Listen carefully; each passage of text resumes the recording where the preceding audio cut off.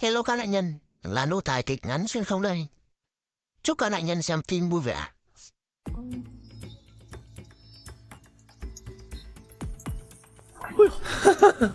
Điện thoại di động không được phép mang vào nhà tắm. Trò chơi này hay, còn có thể tấn công nữ hoàng và công chúa, rất thú vị. Nhị công chúa lại tăng thiện cảm với ta. Thích dùng loại gì? Xà bông đi. Lại hết pin, phải sạc nhanh, không thể trì hoãn được.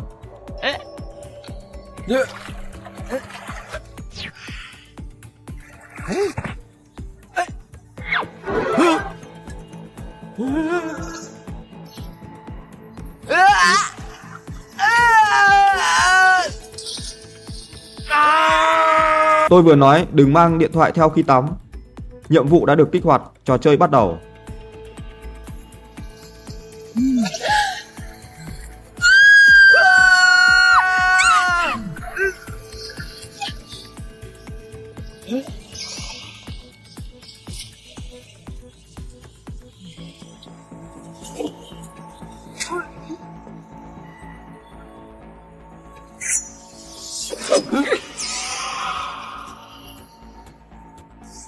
Nô tài to gan, dám nhìn thẳng vào bổn công chúa, muốn bị mù mắt sao? Ấy, không dám, không dám, không dám. Tử thái giám, trốn trong bồn tắm của bổn công chúa. Ngươi muốn làm gì? Tử thái giám, không nói, ta giết ngươi. Nô tài trong bồn tắm của công chúa. Trong bồn tắm. Nô tài sợ là nước trong bồn tắm này quá lạnh hoặc quá nóng có thể làm tổn thương làn da mềm mại của công chúa, giống như da em bé vậy. Làn da mềm mại như da em bé, mềm mại lắm sao? Ngươi biết làm thơ sao? Ta chỉ khen mấy câu thôi mà. Làn da mềm mại như da em bé, mềm mại giống như da em bé.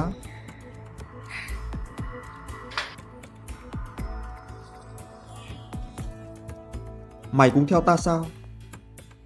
Chúc mừng đã xuyên đến thế giới trò chơi. Đây là triều đại Mộc Vương. Ta bước vào thế giới trò chơi. Cửa hàng game sắp khai trương. Thực sự có cửa hàng trò chơi, sữa tắm, mì ăn liền, còn có cả súng lục. Người chơi cần hoàn thành nhiệm vụ. Quan chức bát phẩm mới được mở cửa hàng. Ôi trời, lại còn bắt ta thăng chức. Làm quan đâu có dễ.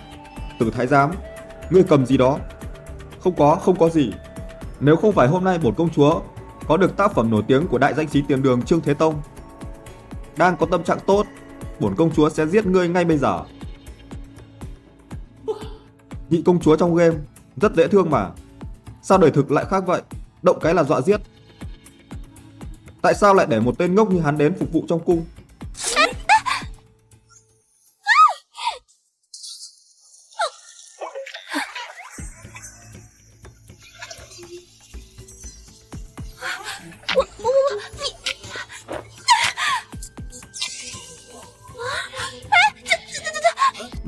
Đây là bổn công chúa đã chi rất nhiều tiền để mua nó. Bổn công chúa xử ngươi, xử Lăng Trì ngươi. Lăng Trì, cô tàn nhẫn vậy sao? Người đâu?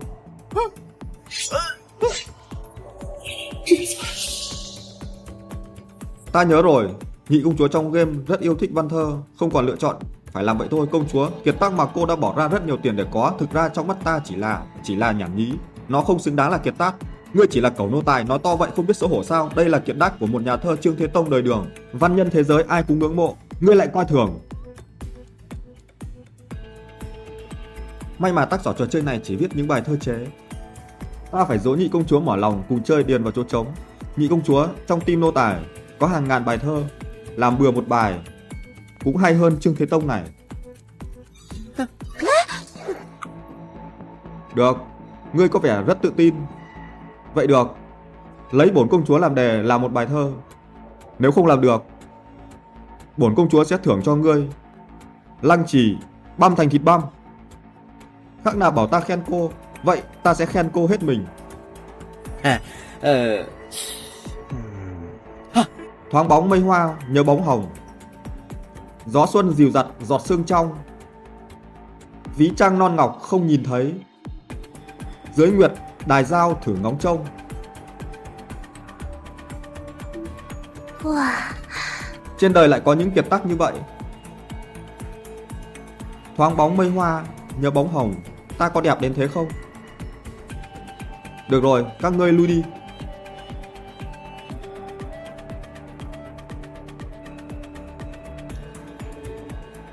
Ngươi tên là gì?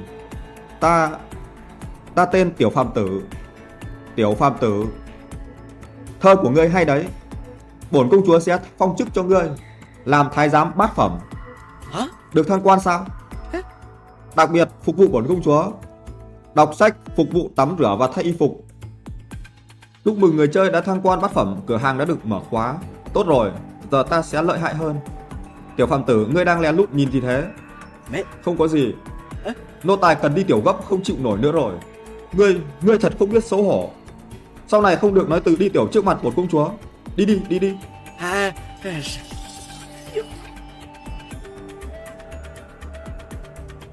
Thoáng bóng mây hoa, nhớ bóng hồng.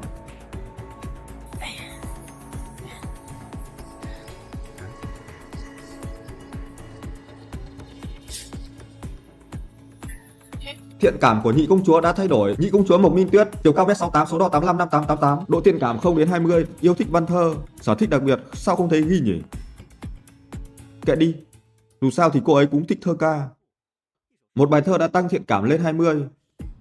Nếu ta làm thêm vài bài thơ, có khi lại được ôm công chúa xem vòng eo 58 thế nào.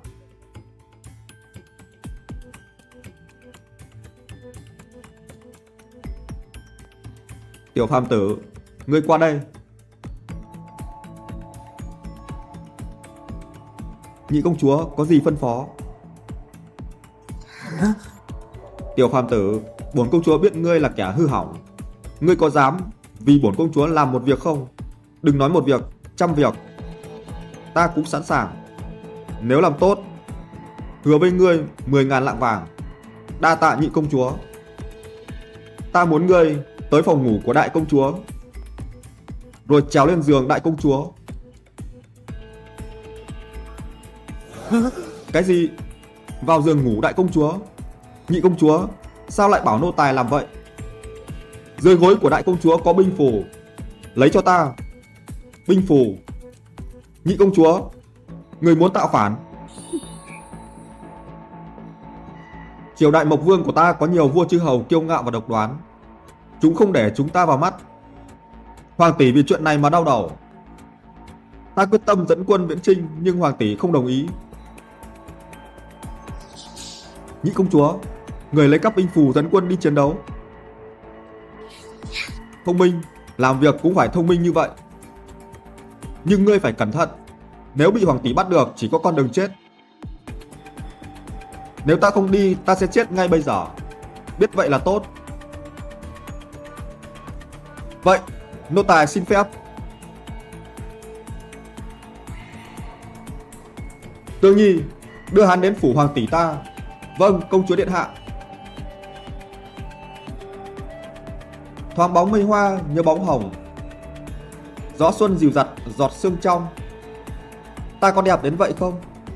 Nhưng mà, Tiểu Phàm, tên thái giám này thực sự rất tài năng. Nếu hắn vì việc này mà chết trong tay hoàng tỷ, ta sẽ thấy hối tiếc. Đó là phòng ngủ của đại công chúa. Mau đi nhanh đi. Đi. Hiện giờ ta không đi à? Nhị công chúa đã nói với ngươi rồi. Ngươi không làm tốt, cẩn thận ta lột da ngươi đấy. Dọa cái gì chứ? Làm gì mà dữ dằn vậy? Đợi ta lấy được thiện cảm của công chúa, ta sẽ xử lý cô.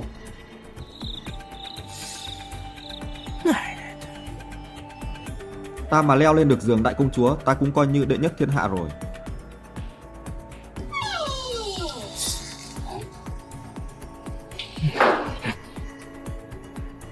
hả? Thế? Chào mừng đại công chúa hồi cung.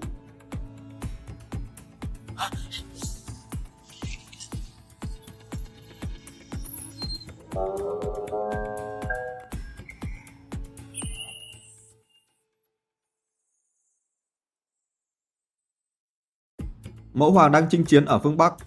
Nhiều chư hầu trong nước đang mở rộng quyền lực, thậm chí công khai luôn. Đại công chúa này thân hình mờ lem quá, đường nét hoàn mỹ, tính khí lạnh lùng. Thục Kiếm, ngươi nghĩ sao? Nô tỳ thấy công chúa nói rất hợp lý. Đại công chúa Mộc Sở Tuyết chiều cao mét 7, số đo 90 60 92, độ hảo cảm không, thích ăn vặt. Trận chiến phương Bắc ta đã tiêu hao quá nhiều nguồn lực. Triều đại Mộc Vương của ta giờ vẫn đang nghiến răng chịu đựng. Nếu xảy ra cuộc chiến với chư hầu, triều đại chắc chắn sẽ sụp đổ. Nghĩ mãi mà ta vẫn chưa tìm ra phương án. Quên đi, buổi chiều ngày mai thảo luận lại với các đại thần. Thục Kiếm, phục vụ ta thay y phục.是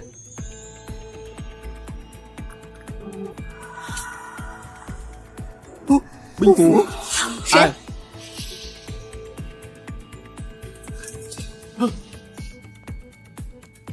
Đại công chúa, nô tài thỉnh an người. Ngươi là ai? Sao lại trên giường của ta?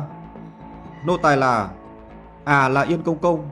Nghe nói cơ thể người hay cảm lạnh, vì thế sai nô tài đến sưởi ấm giường cho người. Yên Công Công, hắn đã theo mẫu hoàng ra phương Bắc. Yên Công Công đã gửi thư từ phương Bắc về cho ta. Nô tài đã sưởi ấm giường xong rồi. Công chúa cứ lên thử. Tối nay công chúa có thể ngủ ngon giấc. Hỗn xược, giường bổn công chúa, sao một tên hoạn quan như ngươi dám trèo lên? Thục Kiếm, kiếm tên này, kéo hắn ra, băm thành thịt băm. Ta đã bị thiến rồi. Công chúa, người có thể giết Yên Công Công trước rồi hay giết ta không? Ngươi nghĩ hay nhỉ? Có lẽ ngươi cũng nghe được ta nói chuyện giảm quyền lực của các chư hầu. Thục Kiếm, trước khi giết hắn, cắt đôi tai của hắn trước. Tại sao? Sao phải cắt tay ta?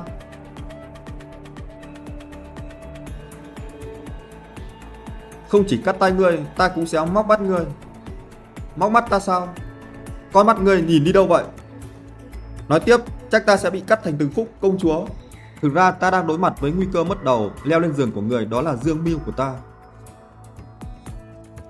Dựa vào ngươi, một tên ngồi xổm đi tiểu. Cái gì mà dương mưu chứ? Thục Kiếm, đừng thô tục thế.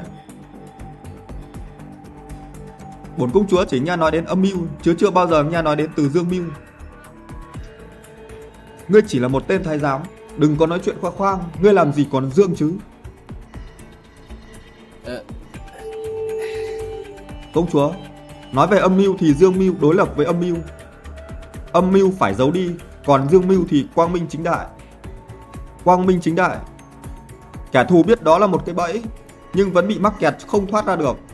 Dương mưu không có giải pháp. Sao ngươi nói lắm vậy? Sao không trình bày dương mưu của ngươi, nói cho công chúa biết?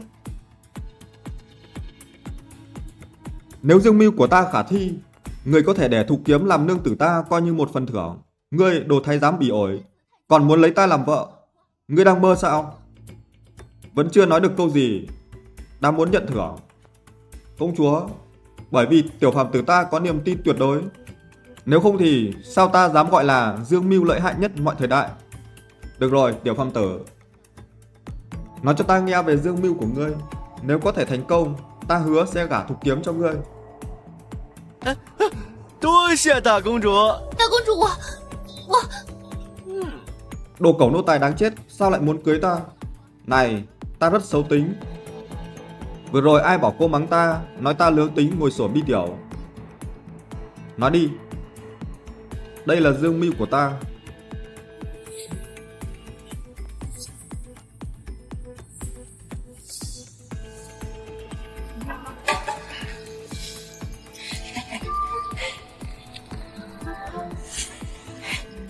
Đại công chúa Mộc Song Tuyết, chiều cao mét 7, số đo 90 60 92, độ thiện cảm 40, đặc biệt thích đồ ăn. Ta chỉ cần nói một kế hoạch, mức độ thiện cảm đã tăng lên 40. Nếu ta nhắm vào sở thích, order ít thức ăn về, có lẽ cái số đo 90 của công chúa sẽ là của ta. Tuyệt vời. Có việc tấu lên, không việc bãi triều. Công chúa điện hạ, bây giờ nữ đế đang đích thân chinh phương Bắc. Các chư hầu khắp nơi đều sẵn sàng ra tay, thường có tin truyền đến. Tất cả đều có ý định không trung thành. Các vị ái khanh, có chiến lược nào tốt không? Công chúa điện hạ, nữ đế thân chinh, bây giờ sức mạnh quốc gia tổn thất. Thật nghĩ, đầu tiên hãy xoa dịu các chư hầu khắp nơi, đợi nữ đế trở về, lên kế hoạch sau. Lưu thượng thư, đây là lỗi của vua chư hầu. Lịch sử đã dạy cho chúng ta những bài học. phải giải quyết ngay. Nếu không chư hầu khắp nơi sẽ trở thành mối họa. Đến lúc đó giải quyết vấn đề địa vị của chư hầu càng khó. Bây giờ hoàng triều Đại Mộc ta còn có bao nhiêu binh sĩ có thể chiến đấu, còn có bao nhiêu quân lương nữa. Nên làm sao bây giờ? Dù sao thì cũng không thể trì hoãn được nữa. Bẩm công chúa điện hạ, ưu tiên hàng đầu, thần nghĩ giải pháp duy nhất lúc này là trì hoãn cho đến khi nữ đế trở về, để nữ đế quyết định.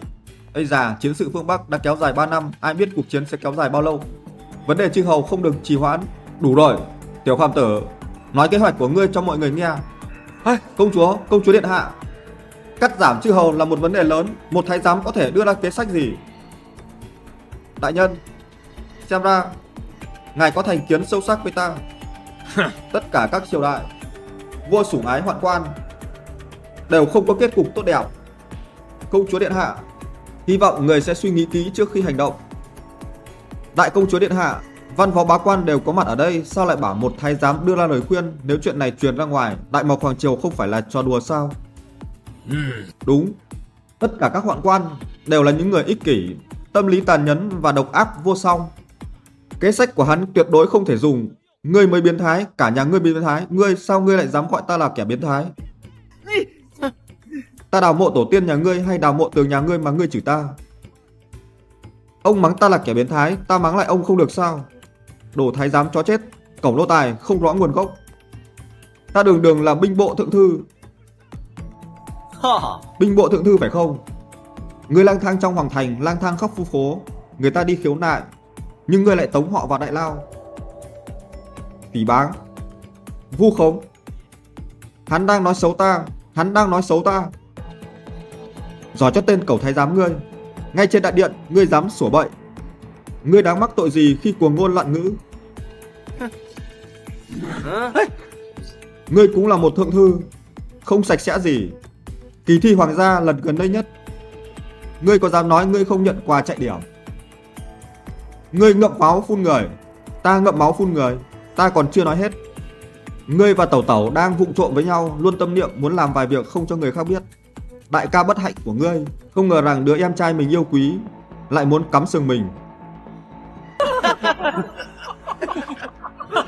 Ngươi vẫn có can đảm để cười. Ngươi và đứa con trai út của ngươi không biết có chung dòng máu không đây? Hỗn xược. Phía trên đại điện miệng toàn phun phân, xúc phạm đại thần, làm nhục nhà hiền triết. Ngươi không xứng đáng là một con người. Ta cái gì mà ta? Ngươi có muốn trước mắt văn võ bá quan trong triều ta nói cho mọi người nghe những thành tựu của thừa tướng ngươi không? Trần Công Công, kế hoạch thông minh của ngươi là gì? Sao không nhanh nói cho công chúa điện hạ biết đi? Lúc nãy ta muốn nói, giờ lại không muốn nữa rồi. Tiểu phàm tử ta là nô tài của ngươi sao? Tiểu phàm tử ta chỉ trung thành với đại công chúa điện hạ. Tiểu phàm tử, ngươi nói đi. Vâng. Mau tránh ra. Không ra thể thống gì. Cảm thấy ánh mắt của các vị đại nhân đối với ta đầy nghi ngờ. Đâu có, tin tưởng lắm. Chi bằng thế này, ta và các vị đại thần là trụ cột của đất nước. Đặt cược thì sao? Đặt cược. Cuộc đời lão phu thích nhất là đặt cược. Không tồi, nói đi, muốn cược gì? Nếu kế hoạch của ta có thể giải quyết hoàn hảo vấn đề chư hầu, các vị đại thần chỉ cần mất với ta 1.000 lượng vàng. Thế nào? Trần Công Công muốn đặt cược 1.000 lượng vàng. Được. Nhớ Trần Công Công thua thì sao? Thì mất cái gì? Nếu các vị đại nhân nghĩ rằng kế hoạch của ta không đủ tốt, tiểu phàm tử sẵn sàng bị trừng phạt.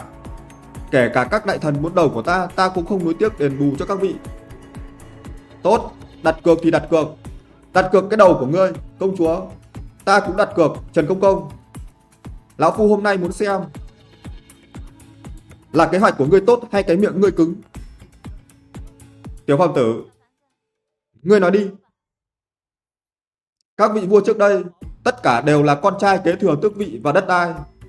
Nhưng triều đại Đại Mộc, trưởng công chúa điện hạ, trái tim hướng về tất cả mọi người, nên từ nay về sau, tất cả con trai của các vị chư hầu đủ điều kiện đều có thể kế thừa tước vị và đất đai của vua chúa.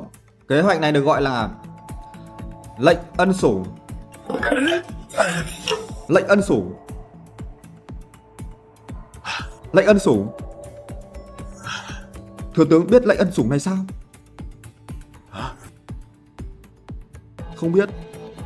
Ta chỉ đang cố hợp tác với màn trình diễn của hắn. Vương quốc có hàng chục chư hầu với hàng ngàn dặm vuông quyền sở hữu đất đai, mà chỉ có con trai mới có quyền thừa kế. Dưới sức mạnh to lớn đó, không thể tránh khỏi một số người có động cơ thầm kín. Nhưng có lệnh ân sủng, yêu cầu từ bây giờ trở đi, tước vị và đất đai chia đều cho tất cả các người con. Trải qua nhiều đời, đất đai sẽ càng ngày bị chia cắt, sức mạnh ngày càng bị phân tán. Lúc đó xem ai còn dám động binh tạo phản.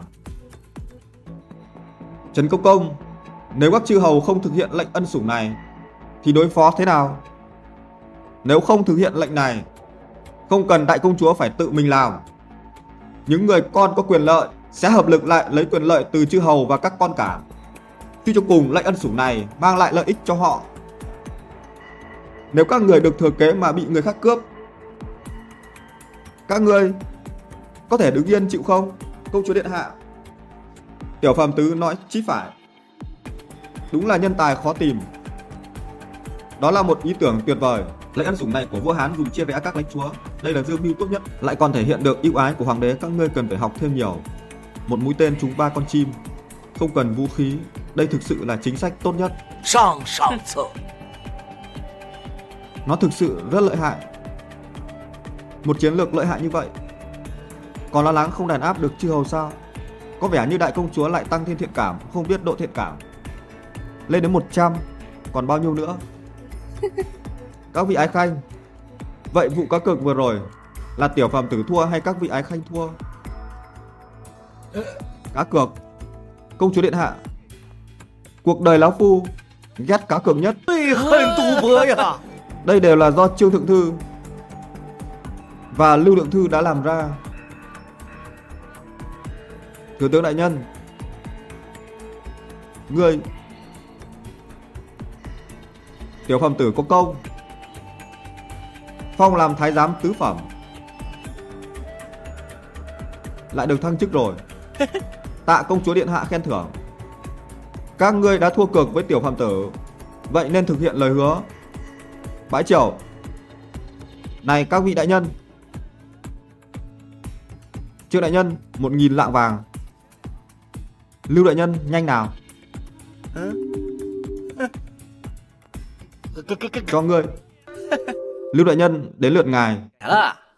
Trần Công Công, hạ quan là quan Thanh Liêm, giờ trong tay áo chỉ có 800 lượng. Chức quan hạ quan thấp, vậy là đã giới hạn rồi. Xin Trần Công Công phần thiếu còn lại. Không có tiền cũng không sao. Thiếu 1 lượng, sủa 1 tiếng chó, cho đến hết. Thừa tướng đại nhân, ngay trước đại điện lại để một quan chức cấp cao như ta sủa tiếng chó, còn phép lịch sự gì? Không sao, ngươi không muốn không ai ép ngươi. Đại công chúa còn có đây không? Thôi được rồi, chỉ là tiếng chó thôi mà. Trần Công Công, hảo ý tưởng. Thừa tướng, để 2 vị thượng thư đứng mũi chịu sào cũng là hảo ý tưởng.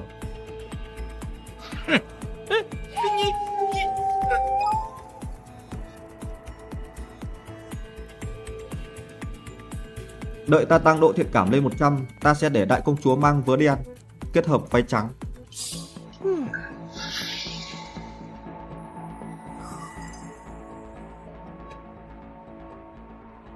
Đại công chúa đã tăng hảo cảm từ 40 lên 60. Tiểu phàm tử ở lại, người khác lui đi.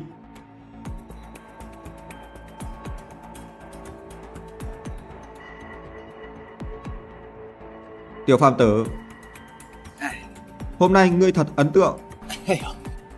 Tất cả đều nhờ công chúa, nếu không có công chúa ủng hộ, họ chắc chắn sẽ bùng. Biết vậy là tốt. Số tiền đó đâu? Giao ra đây. Số tiền đó là tự mình nô tài kiếm được, không có bổn công chúa hỗ trợ. Ngươi lấy được tiền sao? Nhanh mang ra đây.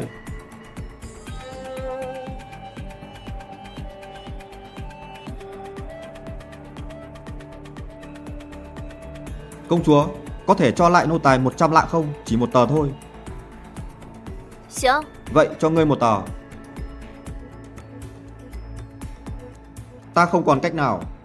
Chiến sự đang căng thẳng. Động đến đâu cũng tiêu đến tiền.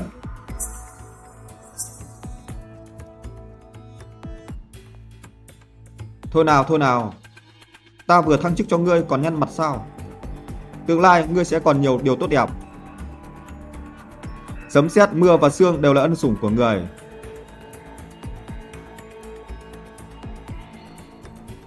Sấm sét, mưa và sương đều là ân sủng của người. Tiểu phàm tử, không thể tưởng tượng được, ngươi chẳng là gì ngoài một người xấu, lại có tài văn chương. Tất cả chỉ là một giọt nước trong xô. Tiểu phàm tử còn biết rất nhiều điều. Vậy sao? Vậy nói cho ta biết. Ví dụ, sưởi ấm giường cho người. Ngươi đã là một thái giám mà vẫn nghịch ngợm thế. Bổn công chúa buồn ngủ rồi. Một người hầu như Thục Kiếm chẳng phải trao cho ngươi rồi sao? Ngươi đã có vợ, tốt nhất nên đi sưởi ấm giường cho nó. À, đúng rồi, Thục Kiếm. Đại công chúa chơi đẹp quá, lại còn cấp cho ta một ngôi nhà lớn.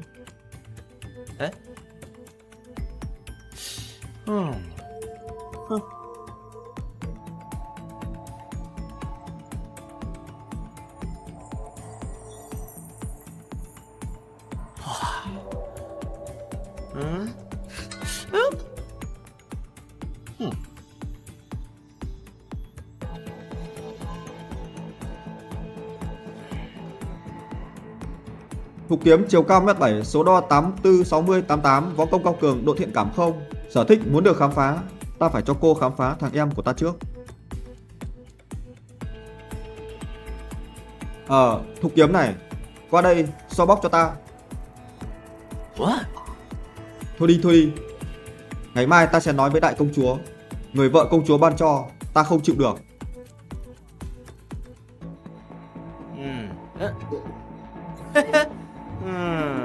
Thật thoải mái khi có vợ chăm sóc.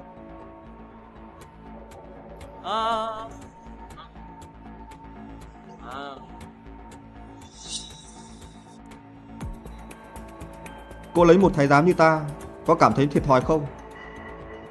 Đại công chúa ban hôn, sao ta dám ý kiến gì? Cô biết vậy là tốt. Kết hôn với bất kỳ đàn ông nào khác cũng không mạnh bằng ta. Chồng của cô là thiên hạ vô địch. Khoe khoang cái gì mà thiên hạ vô địch? Ngươi còn đâu mà so với ai? Cô không tin lão công phải không? Lão công phạt cô dùng miệng đút nho. Ngươi thật vô sỉ. Đó là niềm vui của các cặp đôi. Sao lại nói ta vô sỉ? Ta không làm. Không làm cũng không sao nếu cô không làm. Thế thì ta sẽ tự làm. Đêm tân hôn sao cô dám đánh lão công? Ta... Thôi quên đi. Cứ coi đây là niềm vui đi. Vậy thì hãy gọi hai từ lão công. Ta không gọi. Không gọi mà được sao? Ở nhà nghe cha lấy chồng theo chồng. Tam tộc tứ đức, cô hiểu không? Thục Kiếm, gọi lão công. Nhị công chúa Triệu phàm tử diện kiến. Ấy già hỏng rồi, quên mẹ mất nhị công chúa. Giúp ta thay y phục. Tiểu phàm tử, không ngờ ngươi thoát qua cửa ải của hàng tỷ. Ngươi có khả năng đó. Nhị công chúa, nô tài còn thứ rất lợi hại. Chút kỹ năng này là gì, tương lai sẽ giới thiệu với người. Nhị công chúa, thứ ta muốn giới thiệu rất to lớn, mạnh mẽ và cứng chắc, làm ta sợ chết khiếp. Ta còn nghĩ ngươi sẽ rút ra thứ gì đó. Ngươi thực sự đã lấy được binh phù điều quân à? Nhị công chúa, nô tài lúc nào cũng nghĩ đến người, thậm chí nằm mơ cũng nghĩ đến nhị công chúa.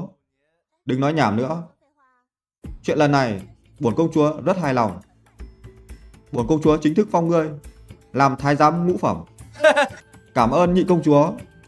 Nhưng mà nô tài giờ đã là thái giám tứ phẩm rồi. Cái gì? Tiểu phàm tử, ngươi lợi hại vậy sao? Trong một ngày đã được phong từ thái giám bát phẩm lên tứ phẩm. Tiểu thái giám ngươi sao dám nhìn ngực ta?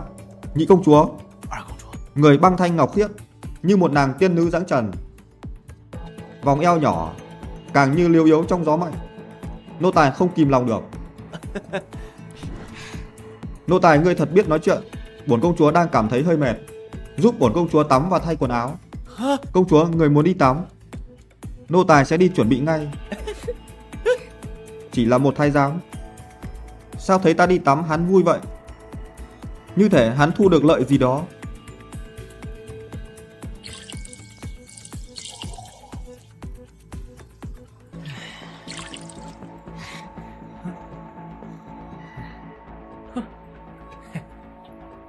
Những bông hoa này không đủ thơm.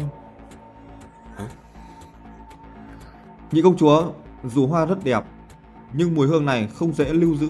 Muốn giữ lại trên làn da này thì càng không thể nào. Tiểu phàm tử, nghe ngươi nói vậy chắc là có cách. Nhị công chúa, tiểu phàm tử là ai chứ? Người muốn sao trên trời, ta cũng sẽ hái xuống. Ta không muốn những ngôi sao trên trời. Ta chỉ muốn ngươi làm cho bổn công chúa có mùi thơm. Vậy bổn công chúa sẽ thưởng lớn. Đợi ta nhé. Vừa được mở khóa, xem mua được gì nào. Sữa tắm cần 1 lạng bạc.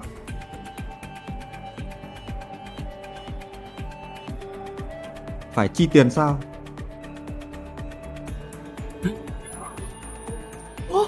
Dễ vậy sao? Hiểu rồi.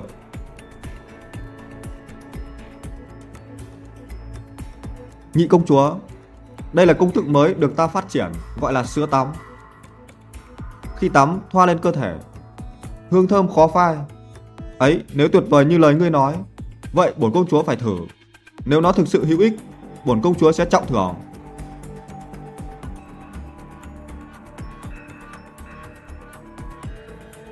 Ấy, mùi thơm quá. Và thoa lên cảm giác làn da thật sáng mịn. Tiểu phàm tử, lần này ngươi có công. Bổn công chúa thưởng cho ngươi 10.000 lạng vàng. Nhị công chúa lại có ấn tượng tốt với ta, chắc lại tăng thêm thiện cảm rồi. Cảm ơn nhị công chúa. Ê? Đưa bổn công chúa xem sữa tắm đó như thế nào.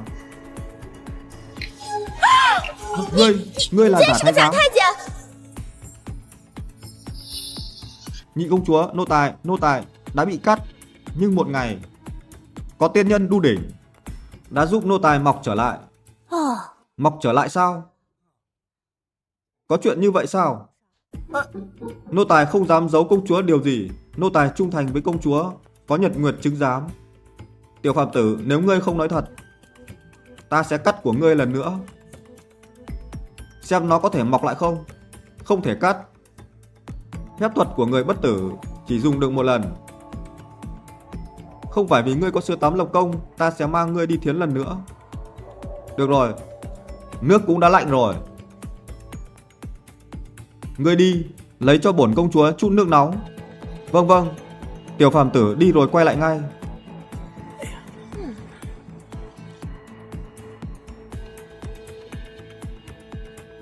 Tiểu phàm tử, ngươi qua đây. Tiểu phàm tử hôi hám, ngươi nhanh qua đây. Còn muốn ta tìm người thiến ngươi không? Đừng lúc nào cũng đe dọa như vậy. Tiểu phàm tử đã bị một lần rồi. Nghe đến từ thiến, cảm thấy sợ lắm. Toàn thân run rẩy. Được. Không thiến.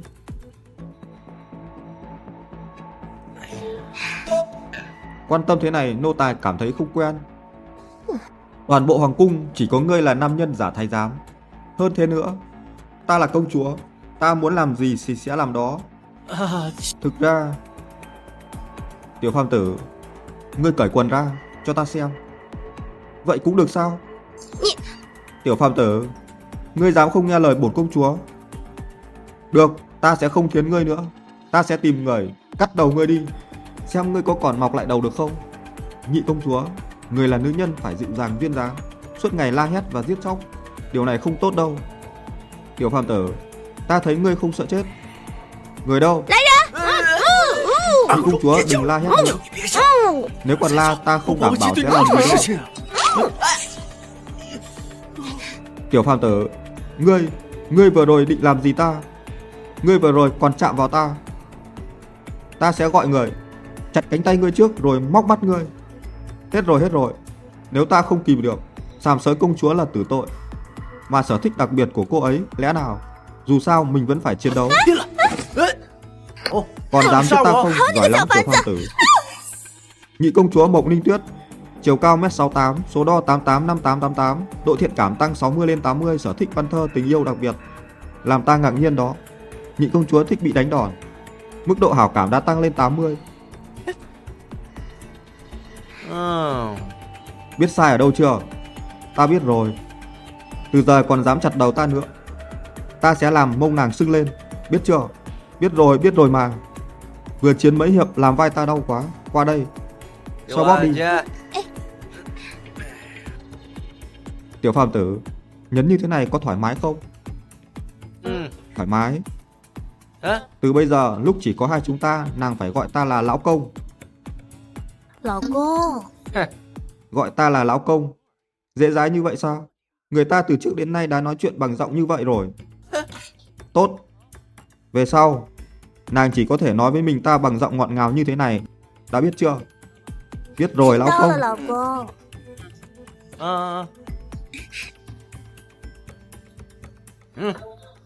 Dùng miệng nàng cho ta ăn. Tiểu phàm tử, lệnh ân sủng đúng là mưu lược lớn nhất mọi thời đại. Những vị vua chư hầu này để xoa dịu những đứa con trai đã rất bận rộn, không còn tâm trạng để chuẩn bị chiến tranh. Đều là đại công chúa có mắt tinh tường nhận biết nô tài. Có chuyện gì thế tiểu phàm tử? Nhìn ngươi có vẻ không được vui lắm. Ta kiếm được tiền mà chỉ cho ta có 100 lạng, làm sao vui được? Trước sau gì ta cũng dí cái dùi cua điện vào giữa chân cô xem cô còn hỗn nữa không. Tiểu phàm tử, ánh mắt ngươi đang lấp lánh gì thế? Đang nghĩ đến chuyện xấu gì sao? Không, ta đang nghĩ xem nên làm gì khác để giúp công chúa giải quyết vấn đề của người. Dù vấn đề chư hầu đã được giải quyết, nhưng biên giới đang hỗn loạn. Thái tử Nam Triều ngày mai sẽ đến thăm Hoàng Triều Đại Mộc ta. Bây giờ đang ở thời điểm khó khăn. Thái tử Nam Triều đến thăm. Nam Triều có chung đường biên giới với nước ta. Lúc này Thái tử Nam Triều muốn lợi dụng nữ hoàng đang ở phương Bắc đến thăm bất ngờ. Ta sợ hắn có ý đồ xấu, cố ý làm điều ác với ta. Đại công chúa yên tâm, tiểu phàm tử sẽ không bao giờ để công chúa chịu tổn thất. Được, nếu ngươi có thể giúp ta lần này, ta sẽ thăng chức cho ngươi làm đại nội phó tổng quản quan tam phẩm. Ta không quan tâm đến việc được thăng chức. Ngươi muốn tiền, những vận ngoài thân ta càng không quan tâm. Vậy ngươi muốn gì?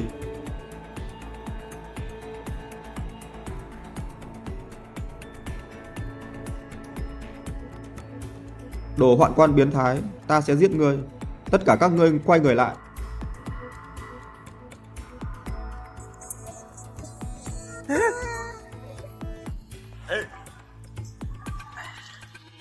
Tạm ứng cho ngươi chút lợi ích. Nếu lần này ngươi khiến Thái tử Nam Triều không thể thu được lợi ích gì, yêu cầu ngươi đã đề cập không phải là ta không thể đồng ý. Vâng, công chúa cứ chờ mà xem. Ngày mai sẽ xem ngươi thể hiện thế nào. Mọi thứ cứ để tiểu phàm tử này lo. 女帝北征， Nữ đế đang thân chinh phương Bắc. Hôm nay Thái tử Nam Triều tới thăm Hoàng Triều Đại Mộc, chúng ta nên đối xử lịch sự. Truyền Thái tử Nam Triều vào điện. 宣南朝太子进殿。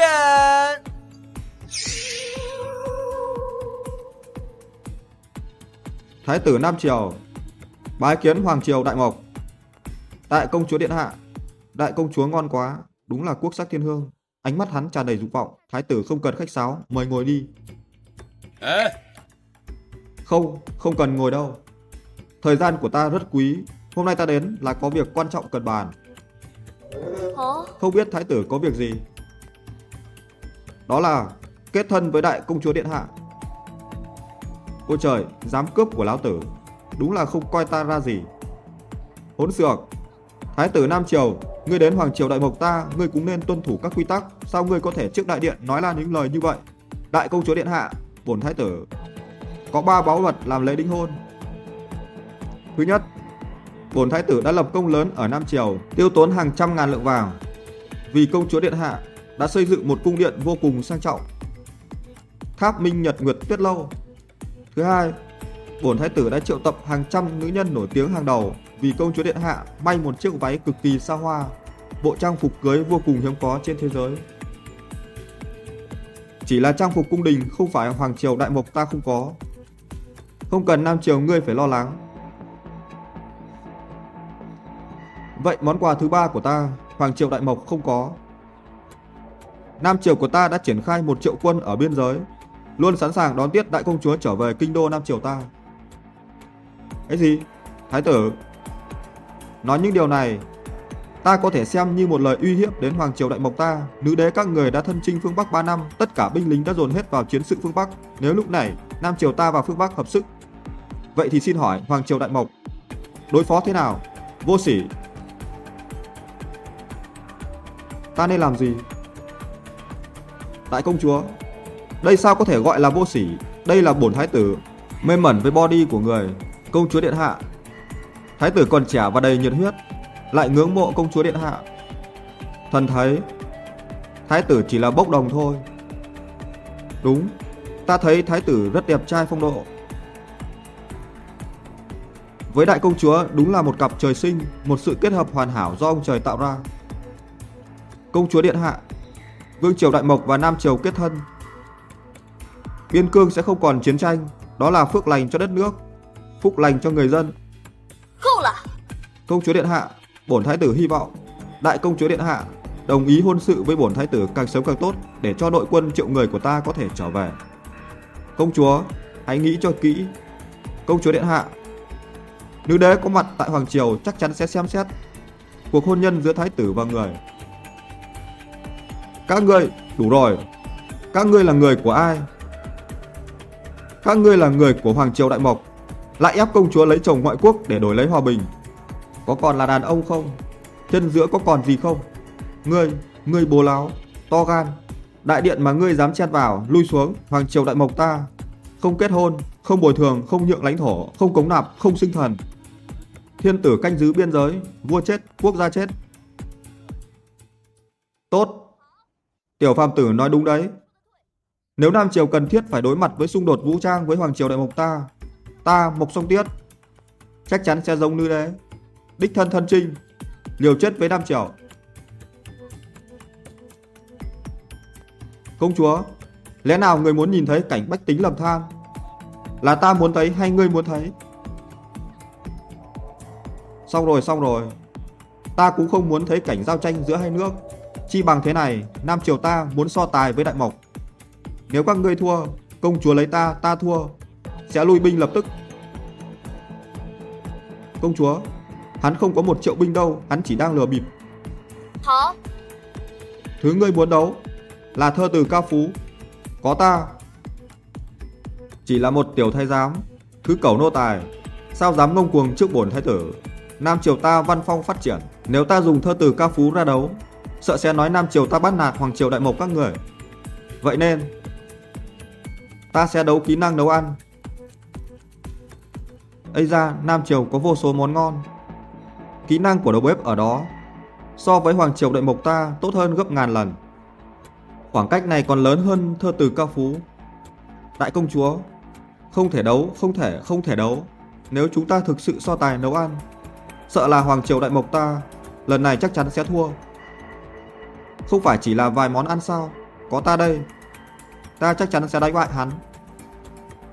Thật sao? Thật mà. Được, vậy thì đấu đi. Hoàng triều đại mộc, ta sẽ đánh bại các ngươi, đặc biệt là tên nô tài này. Ta đang nghĩ ngươi là một nô tài trung quân ái quốc, không ngờ ngươi một tiểu thái giám lại dám cùng đầu bếp của chúng ta so tài kỹ năng nấu ăn. Bốn thái tử phải cảm ơn ngươi rất nhiều. Còn chưa thi đấu, ngươi vui mừng sớm làm gì? Đợi ta và đại công chúa động phòng, ta sẽ cho cẩu nô tài ngươi đứng nhìn bên cạnh. Thế nào? Muốn đấu thì đấu luôn đi, đừng mua chuộc ta. Món ăn này rất nổi tiếng, có tên là Phật nhảy qua tường. Nếu hoàng triều đại mộc các ngươi có thể vượt qua nó, vậy thì ta không còn lời nào để nói. Ta sẽ rút về nước ngay. Thơm lắm. Các vị đại thần mời nếm thử. Các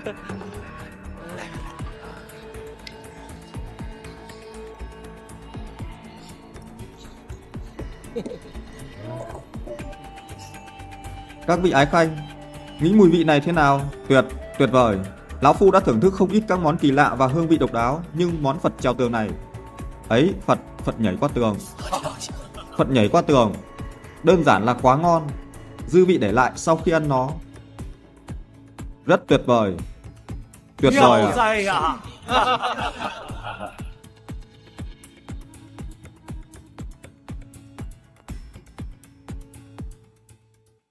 Tiểu phàm tử, làm gì đi chứ?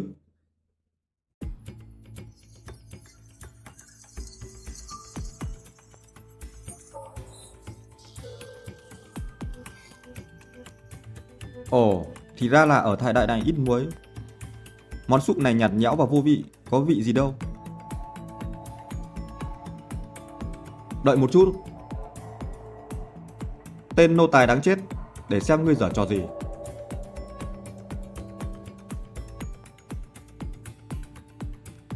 Ôi trời, đắt vậy sao?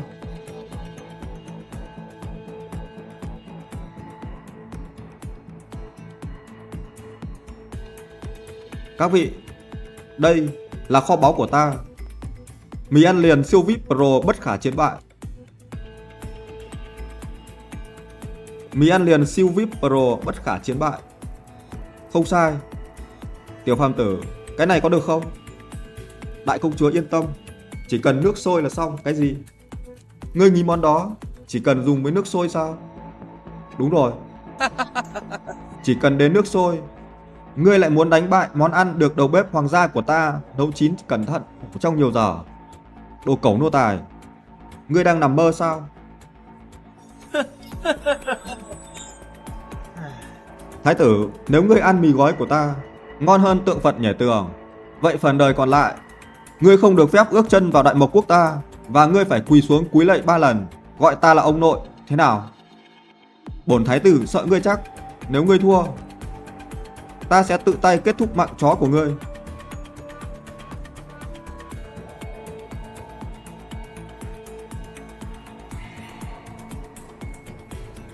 Mì ăn liền này thực sự ngon hơn, nó thơm quá. Tất nhiên, dù có ngon thế nào cũng chỉ là một bát mì. Sao nào? Ngươi nghĩ tô mì này có thể đánh bại món ăn nổi tiếng Phật nhảy tường của Nam Triều ta? Điều thái tử nói có lý. Có hải sâm trong Phật nhảy tường, còn có bào ngư ngon ngọt. Một tô mì có thể sánh được sao? Ừ, đúng vậy. Kể cả cầu thái giám ngươi có lấy ra một bát mì thần tiên, sao có thể so với món Phật nhảy tường của thái tử? Bây giờ ta tưởng tên tiểu thái giám này có món gì đặc biệt, hóa ra chỉ là một tô mì. Mì lão phu đã ăn nhiều rồi. Chúng ta còn không biết vị nó thế nào sao? Mang ra đấu chỉ làm cho mọi người thêm cười chê. Nói vớ vẩn gì thế? Ăn xong một miếng nói vẫn chưa muộn. Đúng vậy, hôm nay ta sẽ để ngươi thua tâm phục khẩu phục, mang mì cho ta.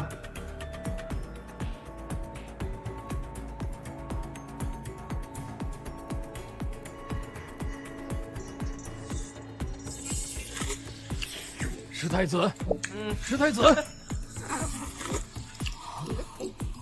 Mang cho lão phu một bát mì. 我也要一把，我也来，给我也来一把。 Mùi thơm quá, thơm quá. Mì có vị mặn và cay, vị tuyệt vời. Ngoài ra trong đó còn có nhiều hương vị là muối tinh và ớt đấy. Muối tinh và ớt. Ớt còn được coi là cỏ trời có giá trị như vàng. Tiểu phạm tử, nhanh cho ta một bát.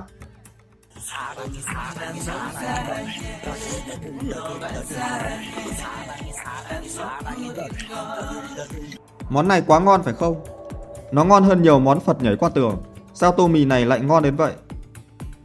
Thái tử, ngươi thua rồi, không thể nào. Đầu bếp hoàng gia, sao lại thua bát mì của ngươi? Bởi vì món của ngươi không cho gia vị tốt vào. Về học lại đi. Hai ngươi thật vô dụng. Về ta sẽ chu di cửu tộc. Thái tử, ngươi vừa nói lời rất hùng hồn. Ngươi thua sẽ phải quỳ xuống gọi ta là ông nội. Ngươi sẽ không quên chứ? Đứng ở đại điện hoàng triều của ta, đừng có trì hoãn.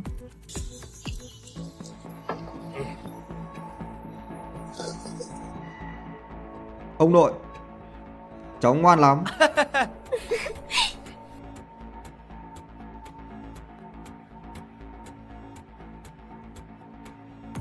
Đồ cẩu thái giám, đợi ta đó. Thái tử à?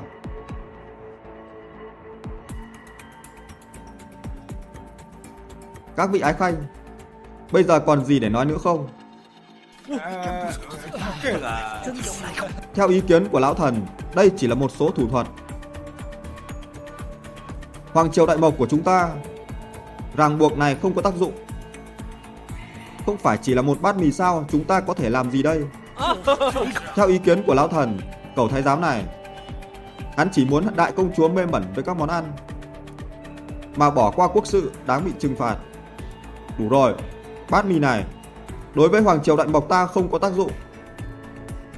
Vừa rồi là thái tử Nam Triều muốn dùng kỹ năng nấu ăn để sỉ nhục chúng ta, nhạo báng chúng ta là những kẻ man rợ không biết nấu nướng. Các ngươi lại nói gì nào? Bát mì này của tiểu phàm tử có cả ớt và muối tinh. Ngươi biết ý nghĩa của nó không? Mở mồm nói về những kỹ thuật kỳ quái nhưng lại không biết về những kỹ thuật kỳ quái đó này đã cứu bộ mặt của hoàng triều đại mục ta. Đại công chúa thật biết mỉa mai, người đẹp lại càng đáng yêu. Tiểu phàm tử, ngươi đã đánh bại được đầu bếp hoàng gia của Nam Triều, lập đại công, bổn công chúa thăng chức ngươi lên làm phó tổng quản, chức quan tam phẩm. Hả? Lại thăng quan sao? Bổn công chúa nói dối ngươi làm gì? Nhưng ngươi phải giao ra cách làm muối tinh, cả trái ớt nữa.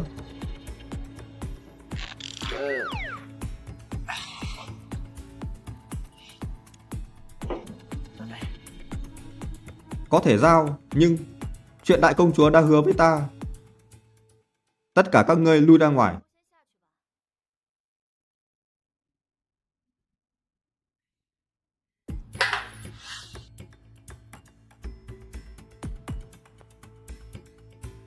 Đồ hoạn quan biến thái, không biết đầu óc chứa đựng cái gì. Sao ngươi lại nghĩ đến việc dùng chai rượu đặt vào 2 quả đào của ta? Ôi, đại công chúa lợi hại quá, chai rượu không hề bị rơi.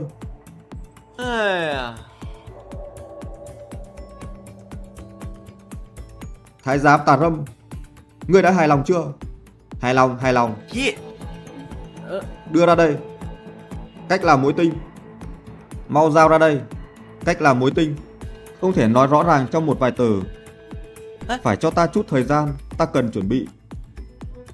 Những thứ khác nhất định sẽ có đầy đủ. Thái giám Tà Râm, đừng giở trò đội bại với ta. Tiểu phàm tử, chúng ta lén ra ngoài không tốt lắm đâu. Lén ra ngoài thì sao? Ta được đại công chúa cử đi tìm giống ớt. Hạt ớt có trong cửa hàng của ta, nhưng ta ở trong thế giới game lâu rồi. Thế giới bên ngoài không biết gì cả, phải đi cho biết.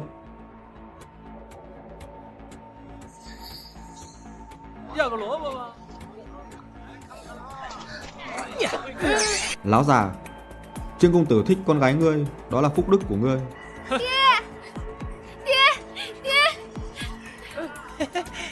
Đừng đánh nữa. Ta sẽ đi cùng ngươi. Tiểu mỹ nữ đã quyết định rồi sao? Không phải vừa từ chối ta sao? Chỉ cần tha cho cha ta sẵn sàng làm bất cứ điều gì. Đây là cô nói đó. Sẵn sàng làm bất cứ điều gì. Tiểu tử, giữa thanh thiên bạch nhật, cướp bóc phụ nữ. Lão già, miệng cứng thật. Ở giữa đám đông dám ức hiếp dân lành. Ngươi không coi vương pháp là gì sao? Người này đúng là không sợ chết, dám đắc tội với Trương Sương trùm địa phương. Cho dù không sợ Trương Sương, nhưng Trương Sương là con trai Trương Thượng Thư. Vị công tử đó sẽ gặp rắc rối. Tiểu tử, ngươi dám đánh ta? Không nhìn thấy sao? Sao còn hỏi lại ta? Bị mù hết rồi sao? Đánh hắn cho ta. Vâng.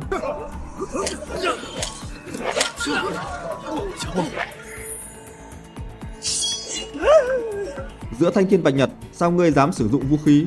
Trương ca, giúp ta với Trương ca. Tiểu tử, ta nghĩ ngươi không phải người ở đây. Bổn thiếu gia cho ngươi lời khuyên, chạy đi càng xa càng tốt, bằng không thì sao? Xúc phạm những người không nên xúc phạm, hối hận sẽ quá muộn. Công tử, tiểu nữ cảm ơn lòng tốt của công tử, nhưng tốt nhất ngươi nên đi. Chúng ta không đủ khả năng để xúc phạm họ. Ngươi là ai? Ta là ai? Ta sẽ nói với ngươi, ta là con trai của thượng thư bộ binh của triều đại đương triều. Công tử, tốt nhất ngươi nên đi. Nếu không thì đừng trách ta vô tâm. Chỉ là con trai của bộ binh thượng thư, dám sủa bậy trên đường phố, cha ngươi ta còn không để vào mắt. Tiểu tử, dám nói bậy với ta phải không? Ngươi có tin không? Ta cho người lột da ngươi. Đòi lột da ta. Sao ngươi dám đánh ta cái tội sủa bậy? Ta sẽ đấu với ngươi.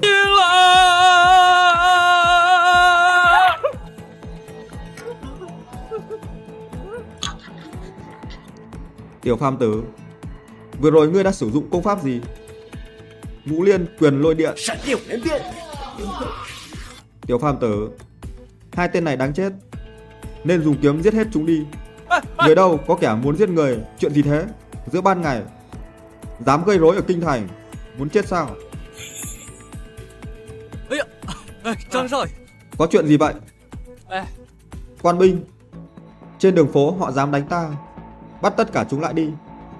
Đúng, bắt chúng lại đi, xử nghiêm vào. Tìm người giúp rồi sao? Tiểu tử dám gây rối, dám xúc phạm Trương công tử, người đâu? Đưa đi. Chờ đã. Vụ việc này ngươi chưa biết nguyên nhân là gì. Ngươi làm việc vậy sao? Ta phụ trách trật tự ở đây hơn 10 năm, còn cần ngươi dạy ta làm việc sao? Nếu không theo ta, cẩn thận ta bẻ gãy chân ngươi. Nói chuyện lịch sự vào. Đao kiếm vô tình, cẩn thận cái cổ của ta. Xem ra ở dưới chân thiên tử lại có nơi bẩn thỉu. Như vậy đi, ta sẽ thực thi công lý, dọn dẹp thùng rác này. Ta sẽ đi cùng ngươi.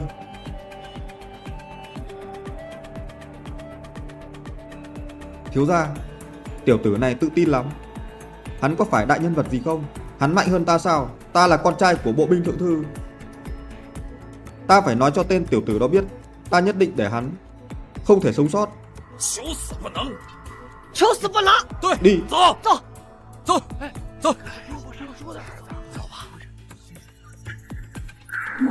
To gan ngang ngược, đánh quan viên triều đình ngay trên đường phố, nên phạm tội gì? Vương tri phủ, ngươi có quyền hành lớn đó. Tri phủ đại nhân, Trương Sương, Trương Văn Đào, đánh người, cướp phụ nữ và đàn áp người dân. Ngươi là tri phủ, đây là cách ngươi xử án sao? Bản quan xử án, cần ngươi phải nói nhiều vậy sao? Cẩn thận lời của ngươi. Nếu không thì, đầu tiên ta sẽ vả miệng ngươi 20 cái, Vương đại nhân. Chuyện này đã rõ ràng. Kẻ ngốc không biết trời cao đất dày. Ngươi có biết Trương thiếu gia là ai không? Sao vậy? Chỉ vì hắn là con trai của thượng thư lại có thể bắt nạt dân lành sao? Này Vương đại nhân, hắn đang cố đổ oan cho ta. Ta vẹt tiểu thư Tôn Đình đây là tâm đầu ý hợp, cô ấy muốn theo ta về làm vợ lẽ. Ai biết được, tiện dân này tham lam sắc đẹp của Tôn Đình, muốn cưỡng hiếp cô ấy ngay trên đường phố. Là vậy đó tri phủ đại nhân, đúng là đảo trắng thay đen. Ta đảo trắng thay đen được thôi. Tri phủ đại nhân, ngài hỏi cô ấy sẽ biết. Tôn Đình, bản quan hỏi ngươi, ngươi và Trương thiếu gia có tâm đầu ý hợp không? Tôn Đình, ta nghe nói cha cô sức khỏe không được tốt. Tiểu nữ thực sự là... Tri phủ đại nhân đã nghe rõ chưa? Vụ việc hiện đã kết thúc. Nói cho ngươi biết, ta và Tôn Đình chính là đang yêu nhau. Kẻ tiện dân này đã cưỡng hiếp một dân nữ trên đường, lại còn đánh cả hai chúng ta. Tên này tri phủ nên giam vào đại lao, tra khảo. Đúng rồi, phải phạt thật nghiêm, thiên đao vạn trảm. Người đâu, giam chúng vào đại lao. Đại nhân, ta còn chưa nói xong. Tiểu nữ thực sự là bị cưỡng hiếp, nhưng người cưỡng hiếp ta chính là hắn. Tri phủ đại nhân, xin hãy làm chủ cho người dân chúng ta. chính là Trương thiếu gia. Giữa ban ngày cướp nữ tử, giữa đường gặp phải vị công tử này, ra tay cứu giúp. Vậy ngươi còn gì để nói không? Chi phủ đại nhân, họ có nhiều người thông đồng vu khống ta, mau cho người bắt chúng lại. Đúng, mau bắt hết chúng lại. Đúng vậy, mau bắt hết chúng lại. Chảm, người đâu? Đợi đã. Tiểu phàm tử là tổng quản nội cung, chức quan tam phẩm. Nhìn kỹ lệnh bài này, hỡi những kẻ ngu dốt. Tổng quản nội cung? Sao có thể? Nhìn cho kỹ đi.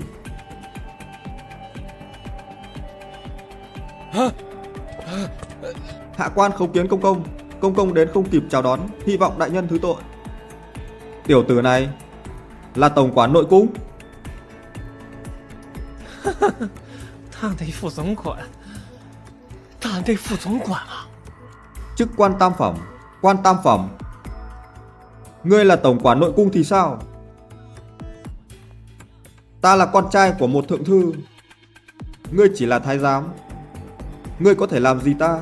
Ta là một vị quan, đọc sách của các nhà hiền triết. Ta nghe nói thái giám xuất cung phải có lệnh bài đồng ý. Ngươi hỏi xem tổng quản nội cung này, hắn có không? Ngươi có không?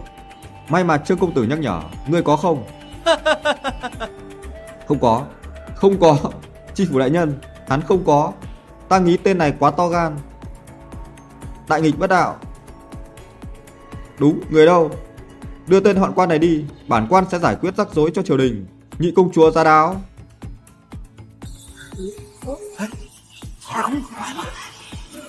Sao công chúa lại đến? Nhị công chúa ngon quá. Đúng vậy.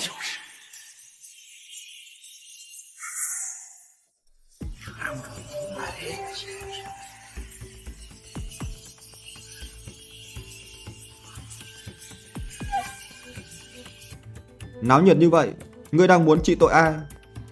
Bẩm báo nhị công chúa, người này nói là tổng quản nội cung trên đường làm điều ác, đã được chi phủ áp giải về. Đúng, bản quan đang xử án, bây giờ đã có đủ bằng chứng là tên công công này bắt nạt người khác và hắn đã bí mật rời cung. Ôi các ngươi, chết đến nơi rồi. Ngươi mới là người sắp chết. Này, nhìn rõ nhá, nhị công chúa ở đây, ngươi có thể làm gì? Trương thiếu gia là con trai Trương thượng thư, ta lại là quan chi phủ. Lẽ nào nhị công chúa không lắng nghe chúng ta mà lại tin lời gian thần ngươi? Bắt lấy hắn cho ta. Ngươi nghe chưa? Nhị công chúa, có bắt nhầm người không? Người nên bắt là hắn chứ không phải là ta. Ai bảo ta bắt nhầm? Người xúc phạm được đến tiểu phạm tử chỉ có Mộc Ninh Tuyết ta, nhị công chúa. Người thậm chí không hỏi đã tự ý bắt người. Ngươi muốn hỏi phải không? Tiểu phạm tử không bao giờ bắt nạt người khác. Nhất định là ngươi bắt nạt hắn, nhị công chúa. Hắn dùng quyền lực để chèn ép dân thường. Nhị công chúa, hắn còn lén xuất cung không có lệnh bài. Đừng nói ta không bắt nạt người dân. Dù ta thực sự làm vậy, cũng là có lý do được quyền lực hoàng gia cho phép. Đúng rồi, tiểu phạm tử được hoàng quyền cho phép. Có Mộc Ninh Tuyết ta ủng hộ. Dù ai đúng ai sai đi nữa, ai đã khiến tiểu phàm tử không vui, ta sẽ cắt đầu người đó. Đưa những tên này đi diễu hành đường phố, sau đó cắt đầu chó của chúng xuống. Tất cả xử tử, đưa đi. Ta là con trai thượng thư, sao ngươi dám bắt ta? Cha ta sẽ không tha cho ngươi. Cảm ơn nhị công chúa. Muốn cảm ơn, hãy cảm ơn tiểu phàm tử. Cảm ơn Trần công công. Đứng dậy đi,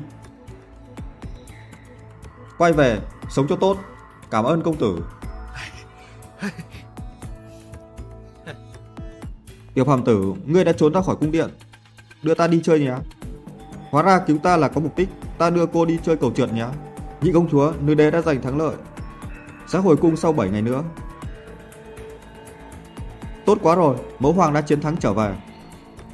Nữ đế trở về sẽ không phát hiện ta là thái giám giả chứ? Tiểu phàm tử, sao ngươi choáng váng vậy? Mau cùng ta đi dạo phố, mua quà tặng mẫu hoàng. Được, ngươi thanh toán.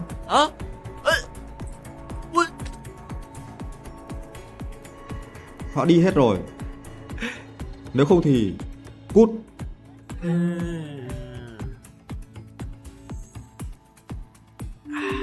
Hôm nay đi mua sắm cùng nhị công chúa kiệt sức quá. Thục Kiếm phục vụ ta. Qua so bóp chân cho ta đi.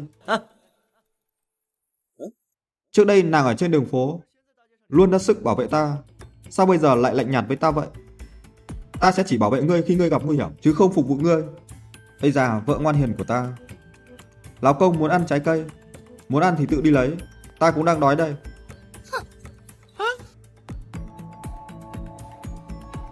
Đang đói sao? Vậy ta có cách.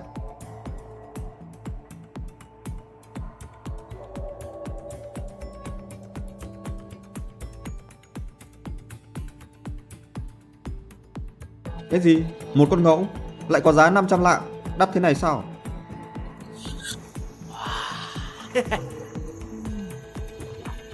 Ây da, thơm quá.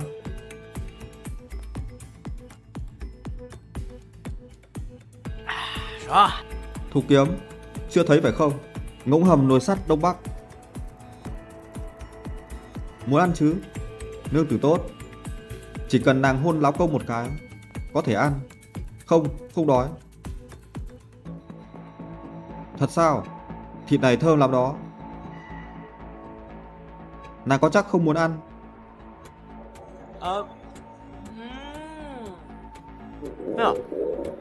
Cái gì kêu thế?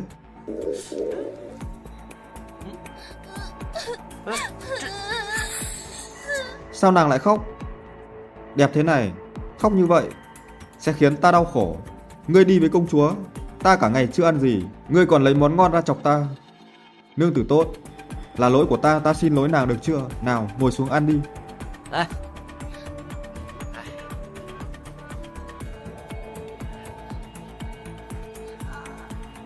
Món này ngon quá. Thế nào, ta đã nói rồi mà, kết hôn với ta nàng sẽ không bị thiệt. Ngươi lấy ở đâu nhiều gia vị thế? Muốn biết sao? Đơn giản. Vậy nàng hôn ta, ta sẽ nói cho. Đừng mơ, ta sẽ không quan tâm ngươi nữa. Đừng tức giận. Ta lấy cho nàng móng giò. Sao lại có chân giò? Ta đã chuẩn bị cho nàng. Bổ sung cho nàng collagen. Bổ sung collagen là gì? Đó là làm cho da dẻ của nàng trở nên sáng mịn. Thật sao? Có điều kỳ diệu vậy sao? Tất nhiên là thật. Ta lừa nàng làm gì? Có thứ kỳ diệu hơn, vậy sao? Nàng muốn biết. Được rồi, lát nữa ăn xong, ta sẽ tặng nàng một chiếc mặt nạ. Đợi nàng dùng sau, da dẻ sẽ hồng hào. Mặt nạ dưỡng da là gì? Mặt nạ dưỡng da là đó là phần thưởng từ người bất tử. Nàng sẽ biết sau. Nào, ăn đi. Nương tử tốt, nhắm mắt lại. Mặt nạ này thật tuyệt, mát mẻ và thoải mái quá. Đó là thứ đồ hiếm có, sản phẩm làm đẹp da ta đã order trên mạng. Sao mặt ta lại đen thui thế? Như vậy sao được? Bỏ nó ra nhanh đi. Ta đã mất 10 lạng bạc đó, phải dùng 10 phút mới hiệu quả, chưa được bỏ ra. Thứ đen xì này đắp lên mặt, chẳng phải ta rất xấu sao? Có phải ngươi thấy ta không phục vụ ngươi nên báo thù ta? Ta nghĩ mặt ta dường như không hề tối sầm, có vẻ càng ngày càng mượt. Giờ đã tin ta chưa? Ta không xấu như nàng nghĩ. Tiểu phàm tử, hắn thực sự tốt với mình. Vậy ta sẽ nó rồi thì thôi. Tiểu phàm tử, xin lỗi, đó là lỗi của ta. Ta không nên lãng phí chiếc mặt nạ ngươi mua về. Không sao đâu, ta sẽ mua cho nàng một cái khác. Nhưng một điều tốt như vậy, đại công chúa và nhị công chúa ta còn không đưa đó. Cảm ơn. Nàng nói gì? Ta không nghe thấy. Ta nói cảm ơn. Thật hiếm khi thấy Thục Kiếm nói lời cảm ơn ta.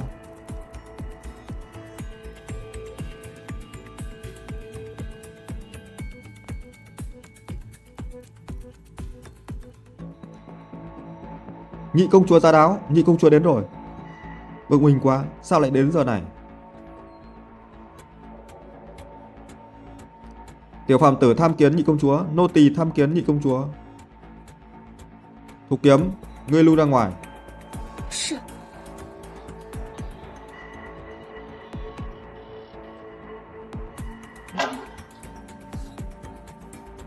Tiểu phàm tử, ngươi đang tán tỉnh Thục Kiếm đó. Ngươi nghĩ bổn công chúa không biết sao? Chuyện gì xảy ra hôm nay hãy giải thích cho ta. Nếu không ta sẽ đưa ngươi rời cung, bỏ ngươi chết cóng trên đường.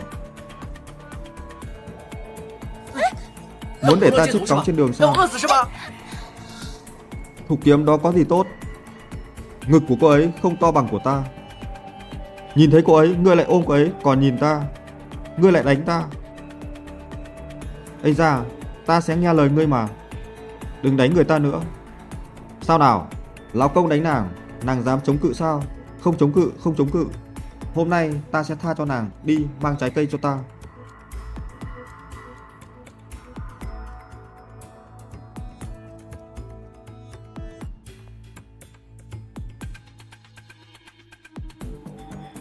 Nói đi, nàng muốn gì ở ta? Người ta nhớ ngươi mà. Thế nào, ta xoa bóp thế nào? Thoải mái chứ? Thoải mái lắm. Ta nghĩ, ta muốn rồi. Này công chúa, muốn gì? Ở lại với ngươi đêm nay. Không phải chứ, muốn ở lại sao? Nếu việc này bị đại công chúa phát hiện, ta chết đó. Mẫu hoàng ván mặt, hoàng tỷ bận việc triều chính, làm gì có thời gian đến chỗ ngươi. Nhị công chúa, người là một công chúa, ta là thái giám. Ngủ cùng nhau không tốt lắm. Đồ hoạn quan đáng chết, đêm nay ngươi chỉ có thể ở lại với ta. Tiểu mỹ nữ, ta khuyên nàng nên theo ta. Nếu nàng không theo ta, ta sẽ để láo công của nàng đi tù. Chết không rõ ràng. Thiếu gia, trong cung mật báo nói nhị công chúa lén lút với một tiểu thái giám. Ngươi nói gì? Thiếu gia, mật báo trong cung không thể sai được. Hắn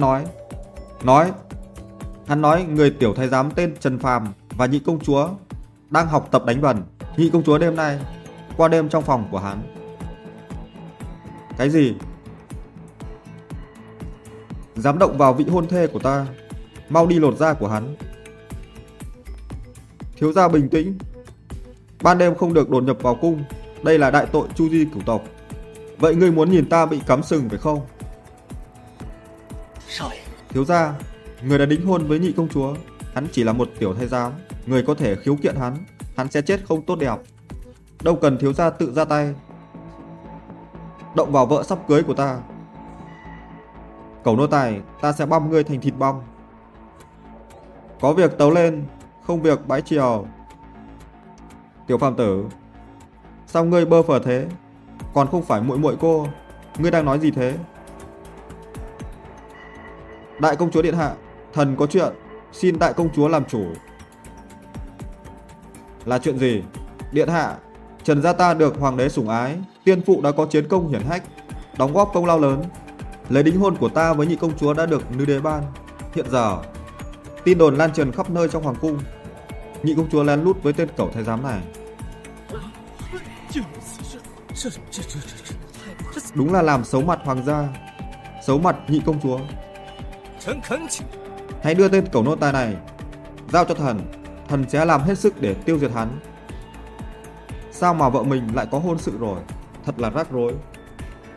Khởi bẩm công chúa điện hạ, nếu những gì Trần tướng quân nói đúng, tiểu phàm tử rối loạn hậu cung, việc này làm tổn hại đến danh dự quốc gia, gây tổn hại cho danh dự quốc gia.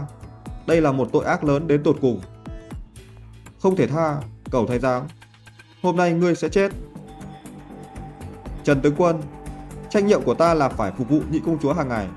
Ngươi lo lắng chuyện hậu cung vậy, lẽ nào ngươi đã lẻn vào cung? Đáng chết.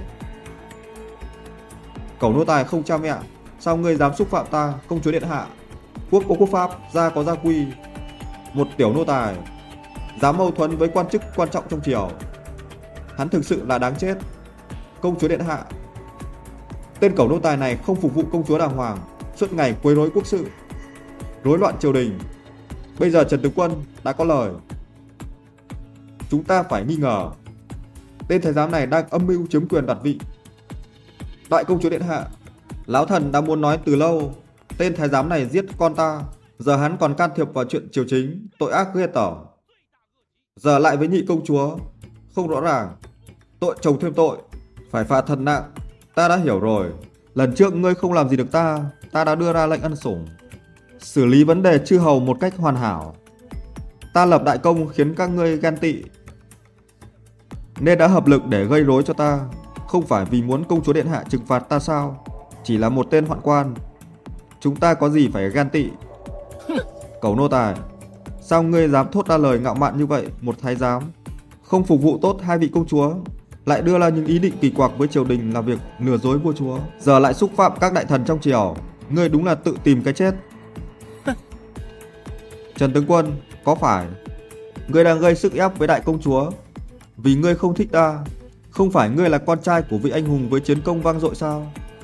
Nếu ngươi có đủ can đảm thì hãy đấu với ta, phân tài cao thấp, quyết định sống chết. Nực cười, kiêu ngạo, hắn muốn đấu tay đôi với Trần tướng quân. Đàn ông mà làm hoạn quan coi như đã chết. Hắn thực sự đòi đấu tay đôi với Trần tướng quân. Ta nghĩ tên thái giám này không chỉ kiêu ngạo, hắn còn không có nhận thức. Trần tướng quân, vì hắn quyết tâm muốn tìm cái chết, sao ngươi không giúp hắn? Lần này hoàng triều đại mộc ta có trò hay để xem rồi. Vì ngươi kẻ không có gốc rễ, cố ý muốn tìm cái chết, vậy bổn tướng sẽ giúp ngươi. Tiểu phàm tử, mau qua đây. Tiểu phàm tử, ngươi đang làm gì vậy? Đấu tay đôi với hắn, sao ngươi lại bốc đồng như vậy? Bỏ qua hắn, bổn công chúa nói họ sẽ không dám nói thêm. Công chúa điện hạ, yên tâm, ta có kế hoạch của riêng mình. Cẩu thái giám, hôm nay ta sẽ để ngươi chôn cùng con trai ta, công chúa điện hạ. Trần công công, nếu hắn được chết trong tay của Trần tướng quân, đó là phúc phận của hắn. Trần tướng quân là con trai của hổ tướng, có sức mạnh không thể ngăn cản. Tiểu thái giám, ta sợ lần này ngươi chết rồi. Vẫn còn chưa đấu, sống chết còn chưa biết. Vì các đại nhân không tin tưởng ta vậy, coi như ta đã chết. Vậy có dám cá cược với ta không? Được, cược gì cũng được. Ta sợ ngươi không dám. Lần trước là ngươi may mắn thắng. Ngươi nghĩ lúc nào cũng vậy sao? Lần này ta sẽ đặt cược 2.000 lạng vàng. Lần này ngươi chết dưới tay Trần tướng quân, Lưu Thượng Thư và ta sẽ đến tận nhà ngươi. Tuyệt đối sẽ không vì ngươi chết mà không trả tiền cược. Ngô thừa tướng, tất cả họ đều cá cược với ta số tiền miễn phí này. Ngươi chắc cũng muốn nó phải không? Lão phu thích nhất là cá cược. Ai sợ ngươi chứ? Đặt cược nếu ngươi muốn. Được, vì ba vị đã quyết tâm. Phiền công chúa đứng ra làm chứng. Được, bổn công chúa làm chứng. Tên thái giám đáng chết, hãy mua quan tài và một mảnh đất, chờ đến lúc chôn cất. Các vị đại nhân, ta muốn cược thêm. Nếu tên thái giám này có thể đánh bại Trần tướng quân, ta sẽ ăn kít ở nơi công cộng. Được, vì các ngươi đã đồng ý đấu tay đôi. Vậy thì hãy chuyển địa điểm đến sân huấn luyện. Bãi triều, cung tiến đại công chúa.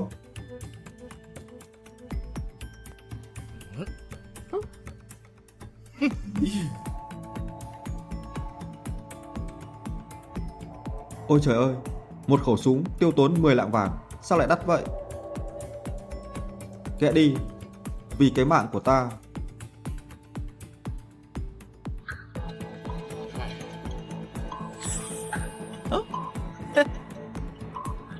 Sao lại là súng hỏa mai?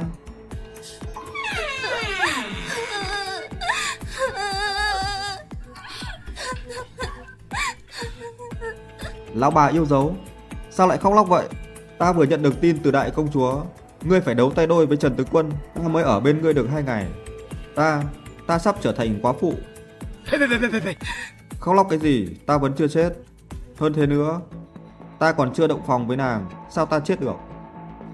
Nhưng mà Trần Đông rất giỏi phẫu thuật, ngươi đấu tay đôi với hắn. Này, chỉ là một tên Trần Đồng, lão công nàng chỉ cần dùng một ngón tay. Lão bà có muốn thử ngón tay của ta không? Ai là lão bà của ngươi?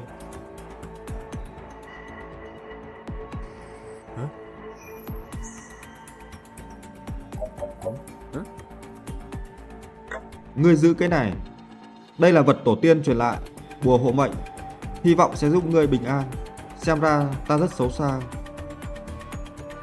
Lão bà yêu dấu, nàng tốt với ta quá. Nhị công chúa Gia Đáo.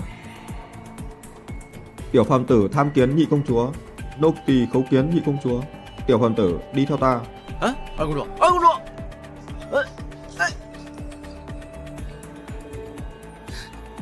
，Vì ta đã theo ngươi, vậy thì cả đời này ta sẽ theo ngươi. Nếu ngươi chết trong tay Trần Đồng, vậy ta cũng không muốn sống một mình. 哎呦，哎呦， Trần Đồng rất mạnh, hắn luyện võ thuật từ nhỏ, thành thục cưỡi ngựa đấu giáo một trọi trăm người. Sao ngươi dám cược với hắn? Muốn chết sao? Nhị công chúa điện hạ đừng lo lắng, ta có vũ khí bí mật, sẽ tiêu diệt Trần Đồng trong tích tắc. Giỏi lắm tiểu phàm tử, có vũ khí bí mật sao không nói sớm với ta? Dám cá cược với Trần Đồng, làm ta lo lắng vỗi cho ngươi, xem ta xử tội ngươi. Nhị công chúa điện hạ, đừng bào mòn sức lực của ta. Sau ngày hôm nay, ai biết ngươi còn sống hay đã chết, ngồi yên ta giúp ngươi sướng. Đại công chúa Gia Đáo. Hỏng rồi, bị đại công chúa phát hiện là chết đó.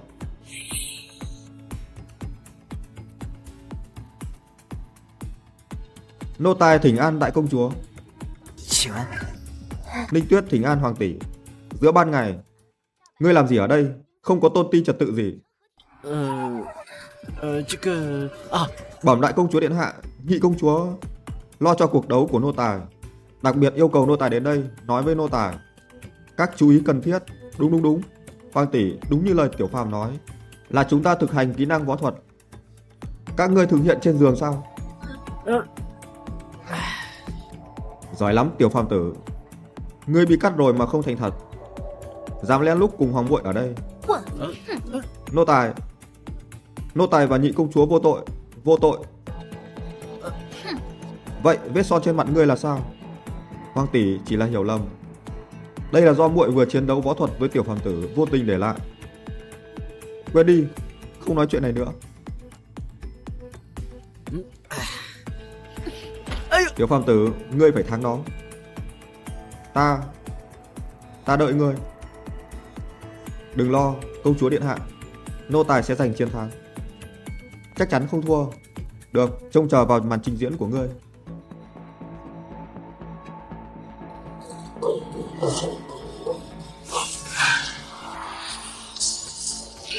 Cẩu nô tài, đi chết đi.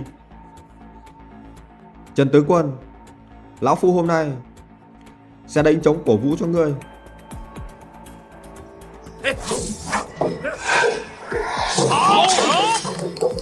Trần tướng quân thật xứng đáng là hậu duệ của Trần gia, có chiến công xuất sắc.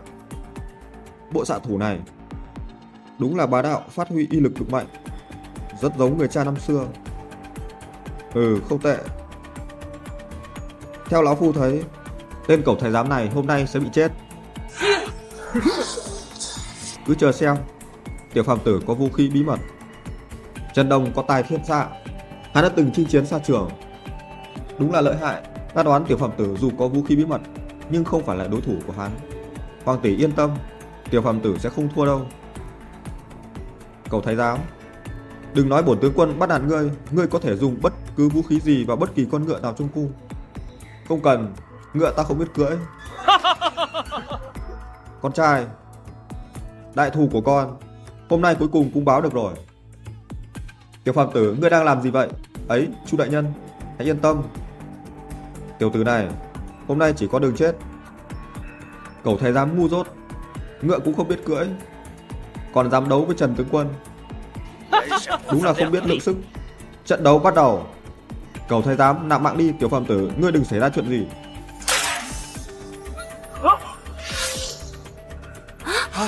Chuyện gì vừa xảy ra vậy? Ngươi có thấy rõ không? Không.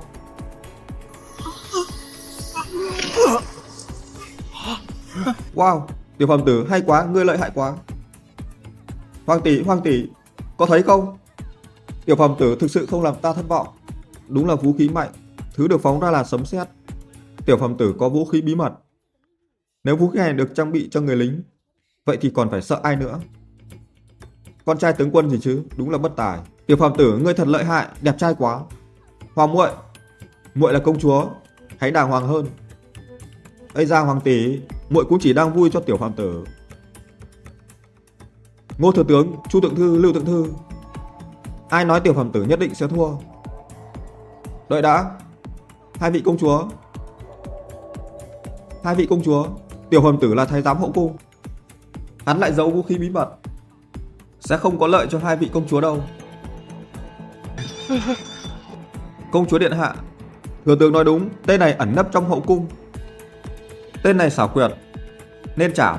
Công chúa, tên thái giám này có giấu vũ khí bí mật, không dùng cho triều đình, tương lai hắn nhất định sẽ dùng đó để đối phó với triều đình, người này nên chảm. Công chúa hãy suy nghĩ kỹ nhé. Đúng, công chúa điện hạ, tiểu tử này chính là yêu nghiệt, hắn chính là một con quái vật, hắn dùng phép thuật để hãm hại Trần tướng quân.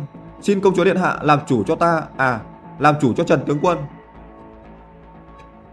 Vô lý, tiểu phàm tử vào cung lần đầu đã ở bên cạnh bổn công chúa, nếu hắn có suy nghĩ thứ hai, bổn công chúa lại không biết sao.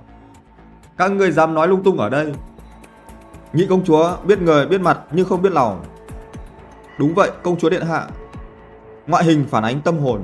Lão thần đã quan sát tiểu tử này từ lâu, tên này đầu hươu mắt chuột, nói lời tục tĩu, cư xử không đúng quy tắc. Hắn chắc chắn là kẻ phản bội. Đầu hiêu mắt chuột, nói lời tục tĩu, ta đẹp trai như vậy, phong lưu tiêu sái. Đúng vậy, tiểu phàm tử là soái ca, đẹp trai hơn ngươi nhiều. Hai vị công chúa minh giám, lòng trung thành của tiểu phàm tử với hai vị công chúa có trời đất chứng kiến. Tiểu phàm tử không biết sao bao vị đại nhân cứ nhằm vào ta. Hai vị công chúa, ý của ta là đủ rồi. Ba người thua cược, là quan đại thần của triều đình lại không chấp nhận thua cược sao? Không sợ xấu hổ khi lọt ra ngoài sao? Không phải thần không chịu thua, thần chỉ lo lắng cho sự an toàn của hai vị công chúa mà thôi. Tiểu phàm tử có giấu một vũ khí, bổn công chúa biết điều này, vấn đề này là bí mật riêng của hoàng gia, đừng lan truyền nữa. Các ngươi đã thua cá cược thì nên trả tiền, khởi giá hồi cung. Ngươi đi cùng ta.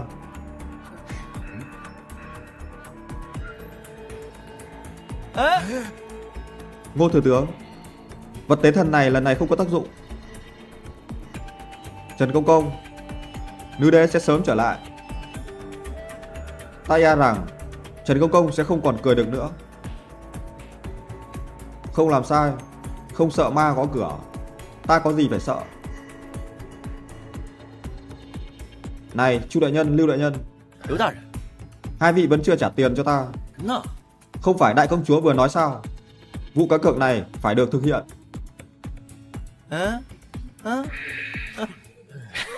Trần công công, nhìn xem, lần trước ta đã đưa ngươi 1.000 lượng, lần này thực sự không còn. Đúng Trần công công, ta đã nói rồi, ta là quan thanh liêm, lần trước số tiền nợ ngươi ta phải sủa tiếng chó, hay là lần hôm nay ta cũng sẽ làm vậy. Không có tiền à? Không có tiền. Đợi đã.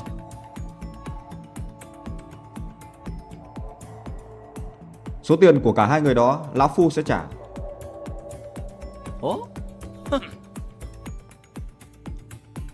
Tổng 3.000 lượng. Ngô đại nhân muốn dùng phương pháp này để chiếm được cảm tình của mọi người, thật là cao minh, tiểu phàm tử rất ngưỡng mộ. Trần công công, ngươi sống trong hậu cung, lẽ nào ngươi cũng muốn? Được rồi, nếu không thì ta sẽ đi nói chuyện với hai vị công chúa, để họ đứng về phía Ngô đại nhân.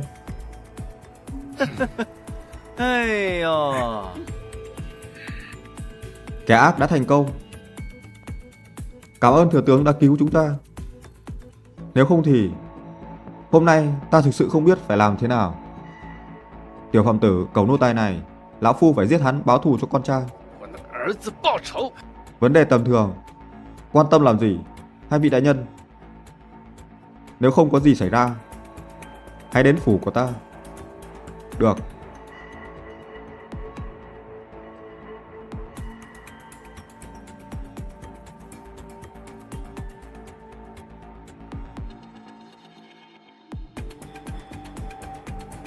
Hoàng tỷ, đây là sữa tắm tiểu phàm tử tặng muội. Sau khi sử dụng nó, da có cảm giác thơm và mịn màng. Tỷ có muốn thử không? Tỷ sẽ không dùng thứ tiểu phàm tử tặng muội. Hoàng tỷ, không phải tỷ ghen đó chứ? Gần đây, mọi người đều nói hai người rất thân thiện. Hoàng tỷ, từ khi tiểu phàm tử vào cung, chỉ ở bên cạnh muội ở cùng hắn, không phải bình thường sao? Hôm đó, ta vào phòng ngủ của hắn, thấy hai đứa trên giường, còn nói bình thường sao? Hoàng tỷ, giờ tỷ đã phát hiện ra mọi chuyện rồi, muội cũng không giấu nữa. Muội muốn cưới tiểu phàm tử. Cái gì? Muội cũng biết, hắn là thái giám. Muội biết, thế sao muội vẫn muốn lấy hắn? Có gì mà không được? Là con gái của gia đình hoàng gia, muội không thể bừa bãi như vậy. Hoàng tỷ, xin đừng giả vờ nữa. Muội có thể thấy rằng tỷ đối với tiểu phàm tử rất thích hắn. Ta không thích tiểu phàm tử. Nếu tỷ không thích tiểu phàm tử, sao hoàng tỷ phải lo lắng như vậy? Dù sao thì ta cũng không thích hắn. Hoàng tỷ, tiểu phàm tử lợi hại lắm, còn đẹp trai nữa. Nữ nhân thiên hạ này có ai mà không thích hắn? Hoàng tỷ, muội nói cho tỷ một bí mật, hoàng tỷ phải hứa không được trừng phạt tiểu phàm tử. Bí mật gì? Ngươi nói đi. Tiểu phàm tử thực ra là thái giám giả. Cái gì? Hắn là thái giám giả? Muội nói nhảm à? Ây da, hoàng tỷ, sao muội phải nói dối tỷ? Lẽ nào quy trình tuyển thái giám có sai sót? Đã xảy ra sự cố, hoàng tỷ, tuyệt đối không có vấn đề gì với quy trình thanh lọc. Tiểu phàm tử được tiên nhân hạ phàm và một đêm đã làm cho nó mọc trở lại. Mọc trở lại sao? Hoàng tỷ, tiểu phàm tử đẹp trai, biết nấu ăn và có tài, cũng có thể ngâm thơ. Ngay cả Trần Đồng, con trai của chiến thần, hắn cũng đánh bại. Tiểu phàm tử có gì không tốt? Được rồi, tắm xong rồi, mau lên thôi. Hoàng tỷ, bí mật này muội chỉ nói với một mình tỷ. Tỷ cứ nghĩ đi. Người đâu? Gọi tiểu phàm tử tới đây.是 Chẳng trách tên thái giám biến thái này lại trèo lên giường của ta. Thì ra hắn là thái giám giả. Phật phù hộ, chỉ cần tiểu phàm tử không sao, tiểu nữ từ giờ trở đi sẽ ăn chay niệm Phật. Nương tử đừng vội ăn chay niệm Phật, ta còn nhiều món ngon lắm. Tiểu phàm tử, ngươi chưa chết sao? Hay quá. Có bị thương không? Nương tử thân yêu, lo cho láo công vậy sao? Hay là ta sẽ khỏa thân để cho nương tử kiểm tra cẩn thận? Ta mặc kệ ngươi đó.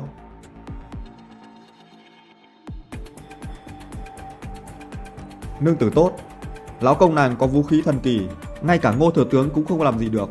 Đừng nói là một Trần Đồng bé nhỏ, lão công nàng xử hắn chỉ bằng một chiêu. Lợi hại vậy sao? Thật hay giả đó? Tất nhiên là thật, nếu không giờ ta sao lại ngồi ở đây? Đáng thương, Trần gia ngày mai sẽ đưa tiến hắn, không thể đổ lỗi cho ta. Chính Trần Đồng tự tìm cái chết, ta chỉ đang tiến hắn lên đường. Đại công chúa điện hạ mời tiểu phàm tử đến gặp. Đấy, chưa nhắc Tào Tháo. Tào Tháo đã tới, ta còn chưa kịp ôn hôn nàng một cái. Đại công chúa triệu kiến, đừng chậm trễ, đi nhanh lên, ta đợi ngươi về. Nàng thực sự đã chủ động hôn ta, cưới gà theo gà, cưới chó theo chó. Bất kể ngươi là hoạn quan hay thần tiên, từ khi đại công chúa gả ta cho ngươi, vậy thì ngươi là chủ nhân của ta. Thục Kiếm đã là người của ngươi. Nếu ngươi chết, ta sẽ không sống một mình. Ta rất vui. Thục Kiếm, phần đời còn lại ta sẽ không để nàng chịu khổ. Đi nhanh lên, đại công chúa đang đợi ngươi đấy. Tiểu phàm tử, ngươi thực sự đã gặp thần tiên sao? Công chúa điện hạ, tiểu phàm tử của người đến rồi đây. Hỗn xược, thấy bổn công chúa sao không quỳ? Đây là phòng ngủ của bổn công chúa chứ không phải phòng của ngươi. Nô tài, tiểu phàm tử tham kiến đại công chúa. Tiểu phàm tử, ngươi có biết bổn công chúa gọi ngươi tới là có việc gì không? 所谓何事吗？ Đại công chúa, đây là phương pháp làm muối tinh và hạt ớt giống. Tiểu phàm tử, ngươi có biết không? Cuộc thi hôm nay với Trần Đồng, ngươi quá liều lĩnh. Đại công chúa đang lo lắng cho ta. Ta không lo lắng cho ngươi. Đại công chúa điện hạ, không phải nô tài không sao rồi sao? Hỗn xược, ai cho phép ngươi ôm bổn công chúa? Đúng rồi, Hôm nay, giao số tiền thừa tướng đã đưa cho ngươi ra đây. Tất cả đều là ta dùng mạng đổi lấy. Đại công chúa lại muốn cướp sao? Không đưa cũng không sao. Thế thì phải lấy của ngươi một thứ khác. Được, đại công chúa. Ngươi muốn thứ gì? Thứ ta muốn: mì ăn liền vô địch siêu tiện lợi của ngươi. Đại công chúa, ta còn có món ngon khác cho người. Ngươi vừa nói là cảm ơn và tôn trọng bổn công chúa mà. Ta chỉ muốn ăn mì ăn liền. Ngươi cũng không cho. Đại công chúa, sao lại nghĩ ta như vậy? Chỉ là ta muốn giới thiệu món ngon khác gửi tới đại công chúa điện hạ. Món khác sao? Vậy mau mang cho bổn công chúa. Được, đại công chúa đợi một chút, ta sẽ mang về ngay.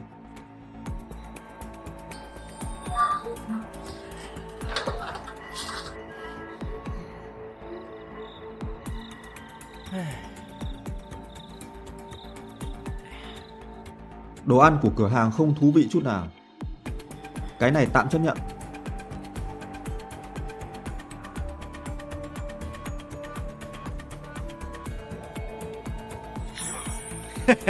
Bây giờ đại công chúa đang có tâm trạng tốt. Nếu lại cho cô ấy ăn ngon, chắc sẽ tăng thiện cảm với ta. Được.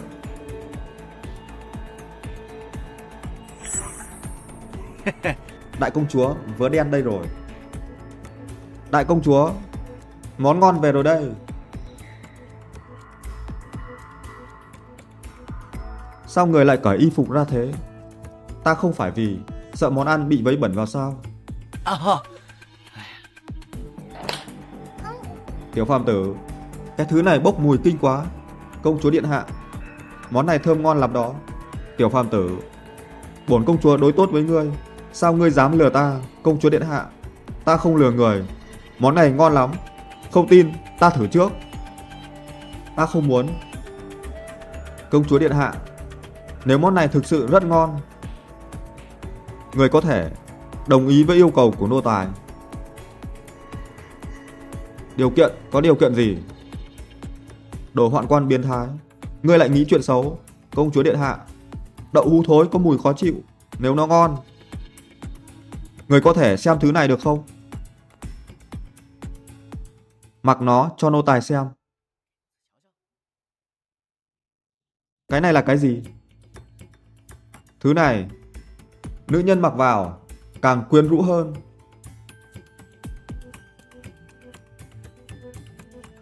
Thứ gì kỳ lạ thế? Ta không mặc. Công chúa điện hạ, chúng ta đang cá cược mà. Nếu công chúa ăn món này không ngon, người không cần mặc. Vậy ngươi ăn trước.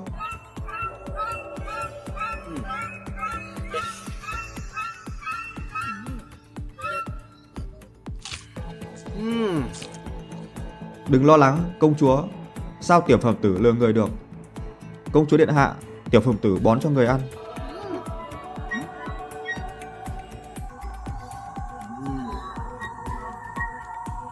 Thế nào? Tiểu phàm tử, thứ tốt gì thế này? Mùi khó chịu nhưng ăn ngon. Dư vị nán lại dường như bất tận. Quả nhiên là người sành ăn. Đậu hũ thối, đánh đúng điểm yếu rồi. Đồ càng lạ, lại càng thích ăn. Đồ ăn của ngươi ngon lắm. Món này tên là đậu hũ thối. Ừ, ngon lắm. Tiểu phàm tử, ngươi đúng là nhân tài. Ngươi lấy đâu ra nhiều món ngon như vậy?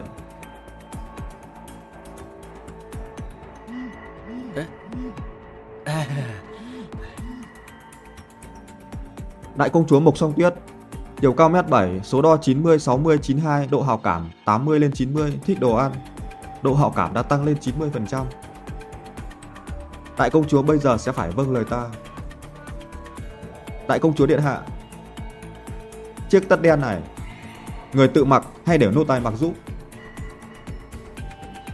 Thái giám Tà Râm, ngươi nghĩ hay nhỉ?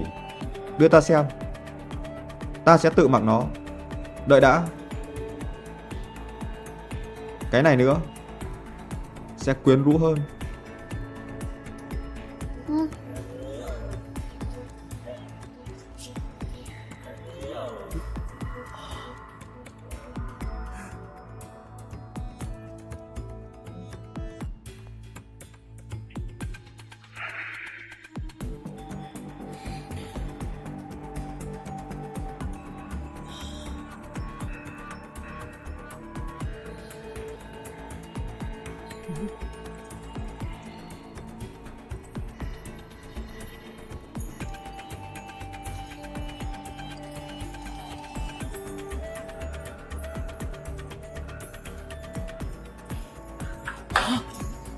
Cơ thể hoàn hảo của người, đôi chân dài thẳng tắp, nổi bật nhờ chiếc vớ này. Đơn giản là đẹp. Sẽ thật tuyệt nếu nó màu trắng. Bổn công chúa thích màu trắng. Ồ, có. Ngoài ra còn có kiểu ren, da người. Tất cả đều gợi cảm. Người có muốn thử không? Gợi cảm, nó nghĩa là gì? Gợi cảm chính là đàn ông thiên hạ không ai chống cự được. Tiểu phàm tử, ngươi đang làm gì thế? Sao ngươi giữ ta lại? Không có gì. Lén la lén lút, giao nó ra đây.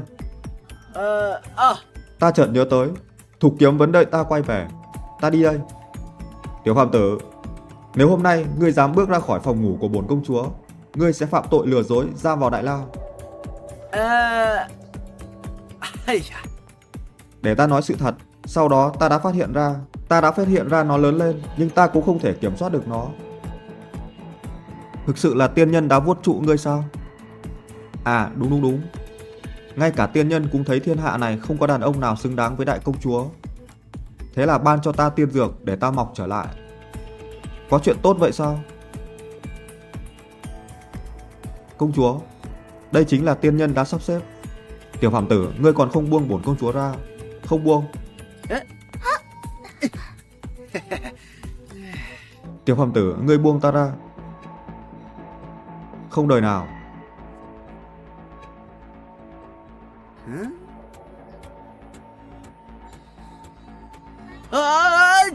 Tiểu phàm tử, ngươi bị sao vậy? Hình như có ai đó đang mắng ta. Hai vị đại nhân, Trần Phàm, tiểu thái giám đó chơi chúng ta hết lần này đến lần khác. Ta không biết hai vị đại nhân cảm thấy thế nào. Thừa tướng đại nhân, Trần Phàm này bây giờ hắn được đại công chúa sủng ái. Không biết tên cẩu thái giám này, không biết hắn đã cho công chúa uống thuốc mê gì. Đứa con tội nghiệp của ta đã bị hắn hại chết. Hai vị công chúa luôn bảo vệ hắn ở khắp mọi nơi. Sao vậy? Ngươi không thể làm gì để chống lại hắn. Ngô đại nhân, ý của ngài là? Ngô đại nhân, Trần Phàm này bây giờ nói dối lừa người. Không biết hắn dùng thủ đoạn gì mê hoặc công chúa. Với tư cách là đại thần quan trọng trong triều, chúng ta không thể đứng yên. Ngô đại nhân nói đúng. Tiểu tử Trần Phàm này, ta đã muốn giải quyết hắn lâu rồi. Triều đại nhân, ý đại nhân là gì? Nữ đế sẽ sớm trở lại triều đình. Cái chết bi thảm của con trai ta phải được báo. Chúng ta gặp nữ đế, trước tiên phải kết tội hắn. Tốt. Trương thượng thư, buổi chiều sáng mai phải kết tội hắn. Nếu tên thái giám này vẫn thoát được, chúng ta hãy cho người xử lý tên thái giám đó. Nhưng Trần Phàm này vừa xảy ra xung đột với chúng ta. Nếu nhắm vào hắn bây giờ, thật khó để công chúa không nghi ngờ chúng ta. Ngô đại nhân suy nghĩ chu đáo. Chúng ta không nên vội vàng. Đợi một thời gian, chúng ta hãy khởi động chuyện này. Xử hắn. Hãy nhớ nhất định phải chọn sát thủ hàng đầu, phải là cao cấp trong cao cấp, và nhất định phải làm bí mật. Ngô đại nhân yên tâm, thời gian này ta đã tìm được một sát thủ, và hắn là người câm. Người này được. Hai vị đại nhân, theo ý kiến của ta không cần phải quá phiền phức. Đợi hạ quan gặp nữ đế, vậy thì tên cẩu thái giám đó sẽ phải hấp hối. Vậy thì xin dựa vào Trương thượng thư. Nhị công chúa, đại công chúa điện hạ đang nghỉ ngơi. Có chuyện gì vậy? Phòng nghỉ của hoàng tỷ, bổn công chúa không vào được sao? Tiểu phàm tử mau tỉnh lại đi. Hoàng muội đến rồi.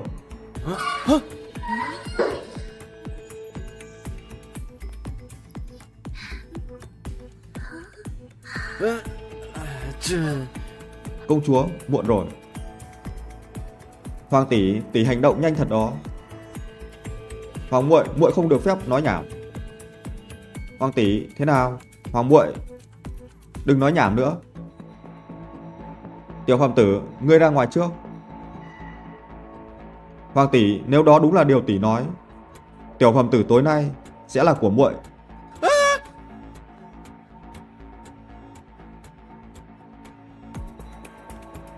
Tiểu phàm tử tức chết ta rồi, khiến ta biến thành con ngốc trước hoàng muội. Đại công chúa, nữ đế đã đến cổng thành, hãy nhanh đến chào đón. Tuyệt quá, cuối cùng thì mẫu hoàng đã về.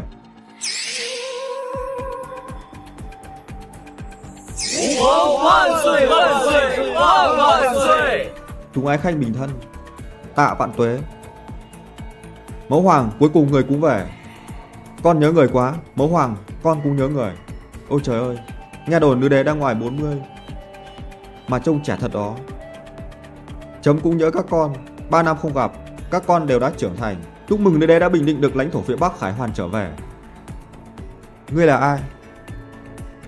Bệ hạ, lão thần có chuyện muốn bẩm báo. Xin làm chủ cho lão thần. Trương ái khanh có chuyện gì? Bệ hạ, con trai lão thần Trương Văn Đào bị tiểu phàm tử tên nô tài đó làm mọi thứ trở nên rối bời, thậm chí còn dùng đầu chó để đánh đổi. Xin bệ hạ làm chủ cho lão thần. Tiểu phàm tử là ai? Nữ đế, ta là tiểu phàm tử, hiện là tổng quản nội cung. Vài ngày trước ta xuất cung, gặp Trương Văn Đào trên đường đang cứng hiếp dân nữ, cùng với vương tri phủ đổi trắng thay đen, không coi vương pháp là gì. Thế là tiểu phàm tử ta dạy hắn một bài học.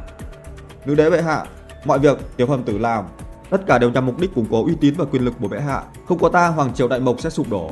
Phọt ra rắm, rõ ràng là ngươi đã giết con trai ta. Xin bệ hạ hãy điều tra rõ ràng. Trương thượng thư, với tư cách là binh bộ thượng thư, ngươi lại bí mật câu kết với Nam Triều. Ngươi muốn gì? Ngươi nói gì? Vu khống, đây hoàn toàn là vu khống. Điều này hoàn toàn sai. Ngươi đã phản bội hoàng triều Đại Mộc, tư thông ngoại quốc. Những lá thư viết tay của ngươi, đó là bằng chứng. Trương thượng thư, những gì tiểu phàm tử nói có thật không? Đó rõ ràng là vu khống. Thần chưa bao giờ nhìn thấy những lá thư này.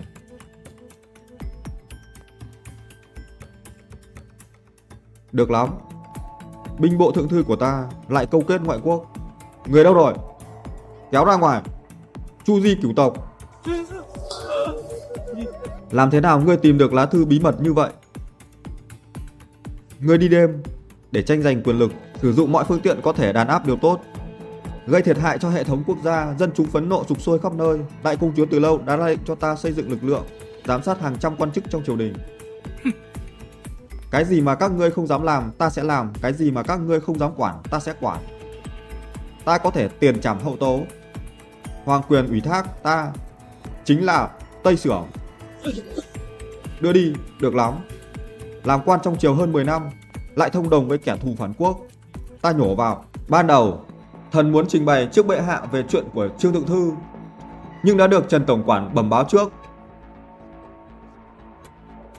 Thần thực sự đáng chết vì sự lơ là nhiệm vụ của mình. Con cái chết rồi, hắn cũng nên theo. Bằng một lệnh ân sủng, vấn đề nội loạn của triều đình đã được giải quyết ngay lập tức. Đúng là thiên cổ dương mưu. Mẫu hoàng, thực ra là người khác bày ra mưu kế này. Đó là ai? Đó là tiểu phàm tử người đã gặp sáng nay. Hắn đã lập rất nhiều đại công, con đã thăng chức cho hắn chức quan tam phẩm làm tổng quản nội cung. Chính là hắn sao? Mẫu hoàng, con có một điều muốn thú nhận với người. Con nói, Trần Phàm này, nhìn bề ngoài thì hắn là thái giám, nhưng thực ra hắn là nam nhân. Cái gì? Mẫu hoàng bình tĩnh. Từ lâu ta đã nhận ra tiểu phàm tử này không phải là người bình thường. Tây Sưởng có phải hắn thuyết phục con thành lập. Thái giám này ẩn nấp trong hậu cung, đang xây dựng lực lượng. Có lẽ hắn có thể lật đổ hoàng quyền, muốn làm hoàng đế. Không thể không phòng. Không phải đâu mẫu hoàng. Trần Phàm làm việc hết mình vì Đại Mộc, hắn sẽ không làm vậy. Sở Tuyết, lòng người khó đoán. Nếu một ngày hắn đủ đôi cánh khoác chiếc áo vàng, hắn sẽ tự nhiên thèm muốn ngai vàng. Không được, phải diệt trứng từ trong nước. Mẫu hoàng vừa nói như vậy, không phải là mẫu hoàng muốn giết tiểu phàm tử chứ? Mẫu hoàng, không được.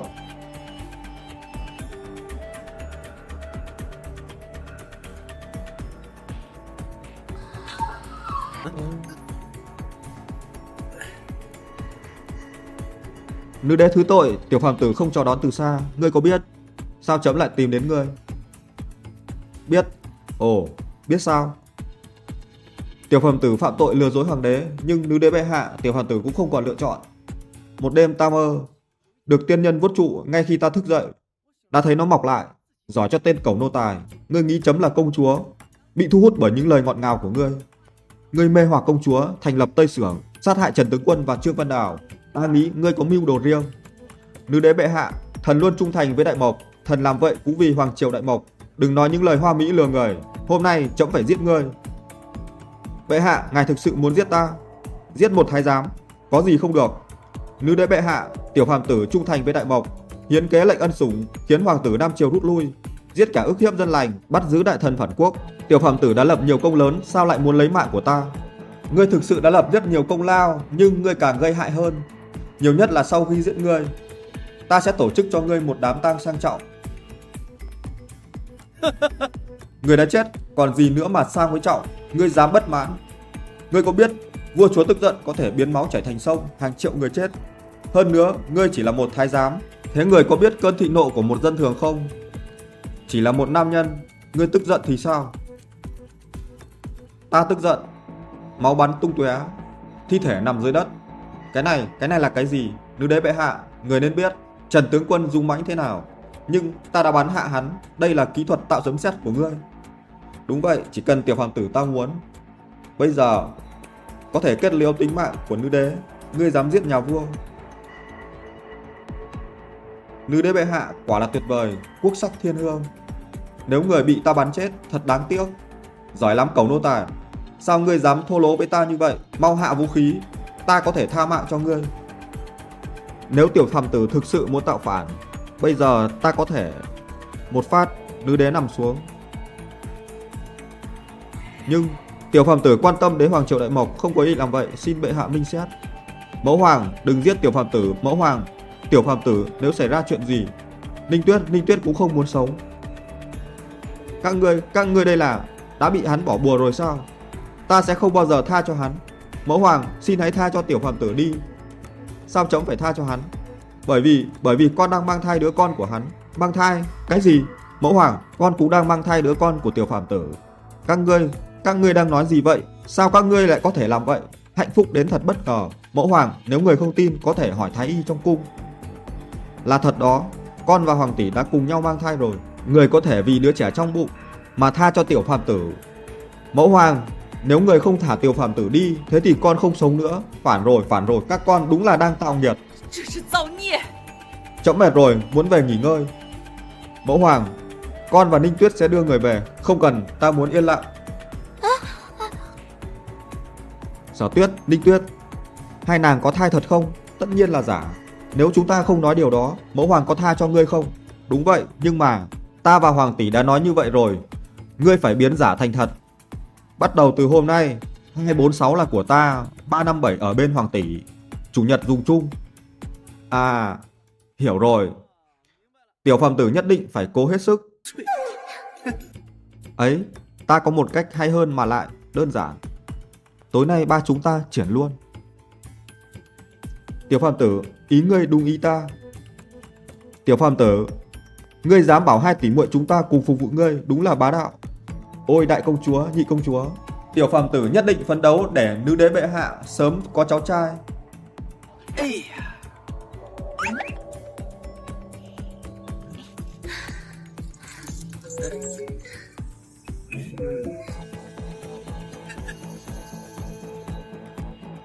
Trần Công Công tiếp chỉ.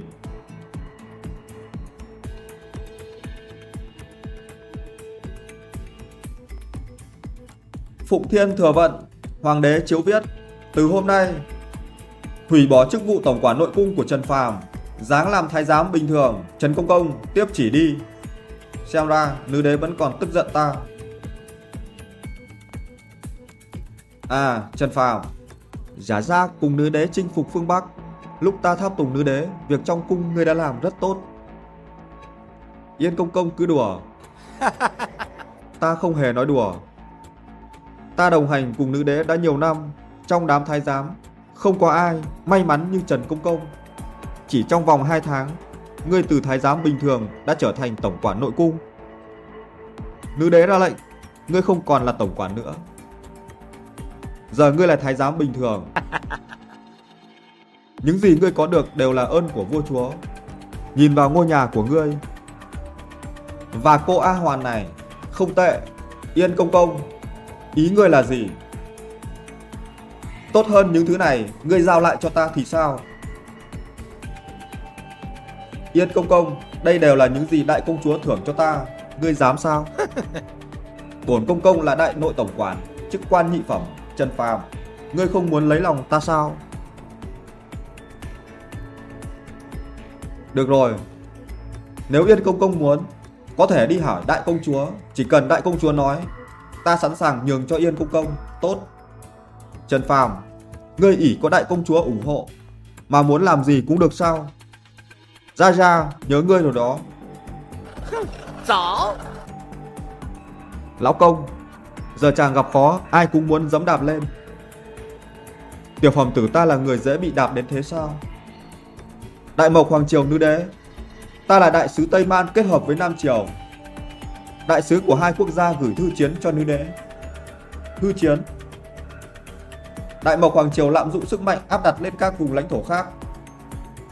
Đầu tiên là phá hủy miền Bắc, có thể sau này đến lượt Tây Man và Nam Triều. Nam Triều ta muốn cùng với Hoàng Triều Đại Mộc trở thành bạn tốt như Tần Tấn, không ngờ bị tên thái giám này làm nhục ta. Sĩ khả sát, bất khả nhục. Vô lý. Nữ đế đích thân chinh phục phương Bắc chỉ vì họ liên tục xâm chiếm lãnh thổ của chúng ta. Hoàng Triều Đại Mộc tấn công chính nghĩa. Các ngươi Tây Man Nam Triều không phải là muốn liên kết lại để tận dụng lúc Hoàng Triều Đại Mộc ta đang cần phục hồi và nghỉ ngơi sao? Tiểu phẩm tử nói không sai. Nếu có tham vọng lớn, hãy thành thật nói thẳng. Nếu đã như vậy, vậy để ta nói thẳng. Tây Man ta muốn có 15 tòa thành biên giới phía Tây. Ít một tòa, Hoàng đế Tây Man sẽ đích thân huy động hàng triệu quân, đích giá thân chinh. Nam Triều ta cần 10 thành trì biên giới phía Nam. Ngoài ra, đại công chúa giá ngon, Mộc Sở Tuyết gửi đến làm quà cho ta. Nếu không, Nam Triều ta sẽ có 30 vạn đại quân tiến vào biên giới phía Nam ngay lập tức. Các ngươi Tây Man Nam Triều dám đe dọa Hoàng Triều Đại Mộc ta. Đây không phải là đe dọa. Ta luôn tin kẻ mạnh được tôn trọng. Sức mạnh là vua. Vì Hoàng Triều ngươi không có sức mạnh này, vậy nên Tây Man đương nhiên sẽ đến lấy. Kẻ mạnh được tôn trọng, sức mạnh là vua. Hoàng Triều Đại Mộc vừa có cuộc chiến phương Bắc, binh cùng lực kiệt. Làm thế nào để đối phó với Tây Man Nam Triều hợp lực? Nữ đế, cho các người 3 ngày để suy nghĩ. Nếu không, Hoàng Triều Đại Mộc sẽ bị hủy diệt. Hoàng Triều Đại Mộc ta muốn thân thiện, chưa bao giờ muốn quấy rối nước láng giềng. Nếu ngươi muốn đánh, vậy thì đánh, tốt.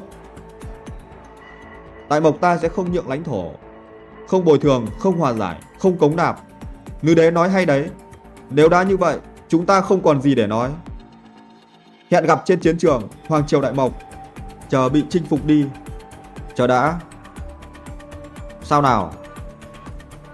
Nữ đế của ngươi còn không nói gì, đồ thái giám ngươi lại dám xen vào. Thái giám, ngươi dùng tô mì làm nhục ta. Đợi Nam Triều ta chiếm được kinh thành, đầu tiên ta sẽ lột da ngươi, sau đó băm thành thịt băm. Câm miệng. Hai ngươi ở đại điện Hoàng Triều ta xúc phạm nữ đế, nói chuyện vô liêm sỉ, nói sẽ tiêu diệt chúng ta. Nếu để các ngươi quay về Tây Man Nam Triều, vậy Đại Mộc chúng ta sẽ biến thành gì? Ngươi muốn làm gì? Hai nước giao tranh, không giết sứ giả. Đây đã là quy luật từ ngàn năm nay, đồ cầu thái giám. Thật là lớn mật. Để xem ai dám động vào sứ giả. Đợi đội quân Tây Man đến, ngươi sẽ bị giẫm nát. Ta sẽ chặt đầu tất cả các ngươi, biến thành điểm tham quan. Hai nước giao tranh, không giết sứ giả, đó là đối với người quân tử. Cái gọi là quy tắc, như các ngươi nói, được thực hiện bởi kẻ mạnh. Ở Hoàng Triều Đại Mộc ta, chúng ta là người đưa ra quy tắc, đó là luật. Lẽ nào ngươi muốn giết chúng ta? Hai ngươi mồm phun phân, xúc phạm nữ đế, công chúa, bắt nạt Hoàng Triều Đại Mộc. Thiên lý không dung. Tiểu phẩm tử nói không sai. Hai người này quá to gan. Người đâu kéo ra ngoài chảm, rồi gửi đầu họ trở về Tây Man và Nam Triều, nói với chúng, muốn chiến thì chiến, ta không sợ. Ngươi thả ta ra, không thể bắt ta. Đợi đội quân của ta đến, ngươi không thể bắt ta. Nữ đế, người đã thân chinh phương Bắc 3 năm, Binh mã, lương thảo cạn kiệt. Bây giờ Hoàng Triều gặp khó khăn cả trong lẫn ngoài. Không thích hợp để đánh lần nữa.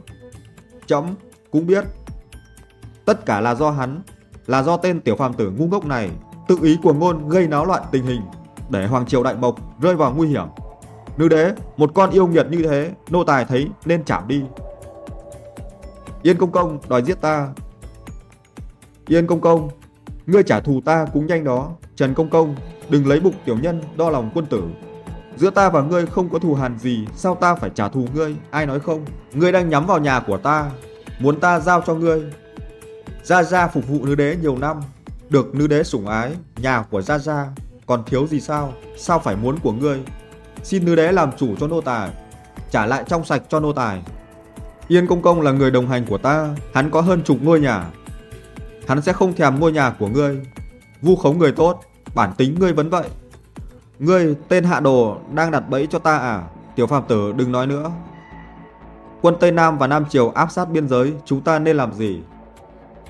Nữ đế, tiểu phàm tử, hắn rất tháo vát, có lẽ hắn có cách. Ngươi lại nhắm vào ta. Tiểu phàm tử, ngươi đã từng hiến kế lệnh ân sủng cho Sở Tuyết, ngươi nên nghĩ cách cho ta. Cái này, tiểu phàm tử nhất định có ý tưởng. Nữ đế, tiểu phàm tử có một ý tưởng. Nói cho chấm nghe. Đánh Tây Man trước, đánh Nam Triều sau, tập hợp sức mạnh của cả nước để đánh bại từng kẻ thù. Chỉ có vậy sao? Vẫn còn. Ta sẽ thỉnh trời đưa thần binh đến. Thần binh. Ngươi có thể mời thần binh, đúng là lố bịch, quá lố bịch. Nữ đế, đừng dễ dàng tin hắn. Tiểu phàm tử rõ ràng là coi thường nữ đế. Nô tài yêu cầu nữ đế ra lệnh. Tiểu phàm tử kéo ra ngoài chảm cái củ cải. Ngươi, nữ đế, sáng mai đến sân tập sẽ cho người thấy thần binh. Được, chuẩn tấu. Tiểu phàm tử, nếu ngày mai ngươi không có thần binh, đây là tội lừa vua. Đầu ngươi sẽ bay, đầu ta có bay không? Không cần Yên Công Công lo lắng. Tiểu phàm tử, hắn đâu rồi? Nữ đế, theo nô tài thấy, hắn sợ bị tội, chạy rồi. Hắn dám chạy. Mẫu hoàng cứ yên tâm, con hiểu tiểu phàm tử mà, hắn sẽ không chạy. Đúng vậy, tiểu phàm tử rất có trách nhiệm, hắn sẽ không bao giờ chạy trốn. Có lẽ hắn đang mời thần binh. Hai vị công chúa, người vẫn còn quá trẻ. Nếu hắn thực sự mời được, vậy người đâu? Người đâu? Âm thanh gì thế? Hộ giá, hộ giá.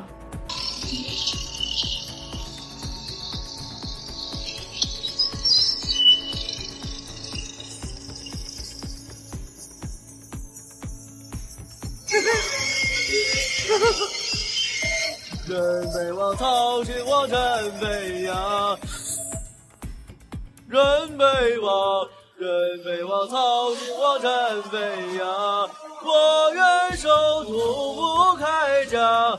Đây là gì? Đây có phải là thần binh không? Sao nó lớn vậy? Đúng, đây không phải là bò hay ngựa.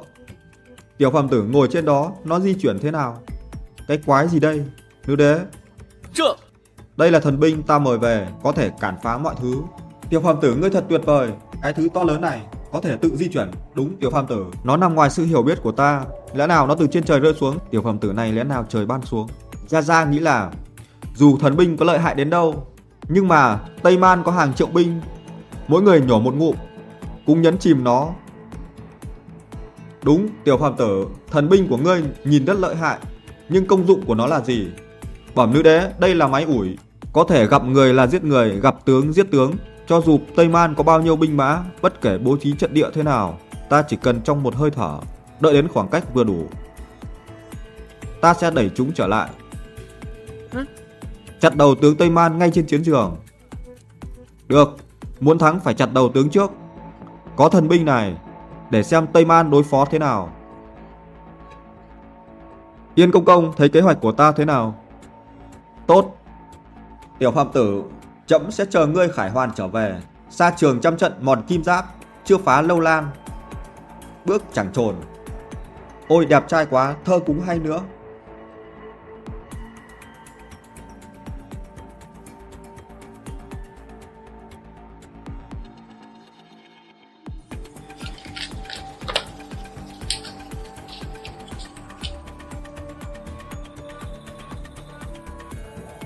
哟， Ngươi có thể cho ta ăn một quân không? Không thể được, thần chỉ có thể chọn một quân tốt để đánh. Yên công công, ngươi may mắn quá đấy. Các quân tốt đều bị ngươi ăn rồi. May mắn thay, tiểu phàm tử đã dạy chúng ta chơi mặt trược trước khi rời đi. Bằng không thì sao? Bằng không thì làm sao có thể xoa dịu nỗi cay đắng của tình yêu? Nữ đế, ta lại thắng rồi. Sao ngươi luôn thắng vậy? 谢谢。 Trả tiền.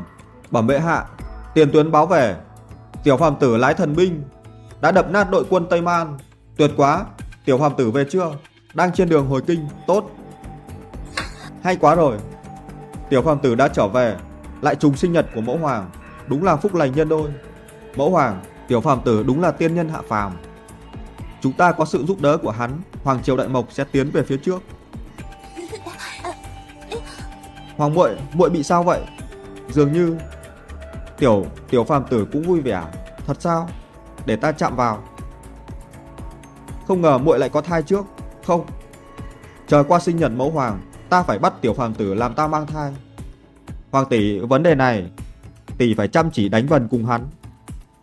Ngươi đang nói về cái gì vậy? Các ngươi là công chúa, không phù hợp tí nào. Đúng, nô tài nghe thấy mà cứ rạo rực.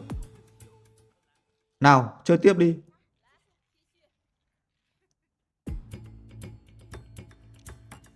Dừng lại. Yên công công sao? 哟， Trần công công, ngươi có thể làm được. Đầu tiên là lệnh ân sủng, rồi đến thần binh tiêu diệt đồng minh Tây Man Nam Triều. Ngươi thực sự đã chiếm trọn spotlight. Đây đều là cơ hội do Yên công công trao tặng. Đúng là nô tài có tài ăn nói. Ngươi cầm gì trên tay? Đưa cho ra xem. Sinh nhật nữ đế. Đây là bánh sinh nhật ta chuẩn bị cho nữ đế. Bánh sinh nhật là gì?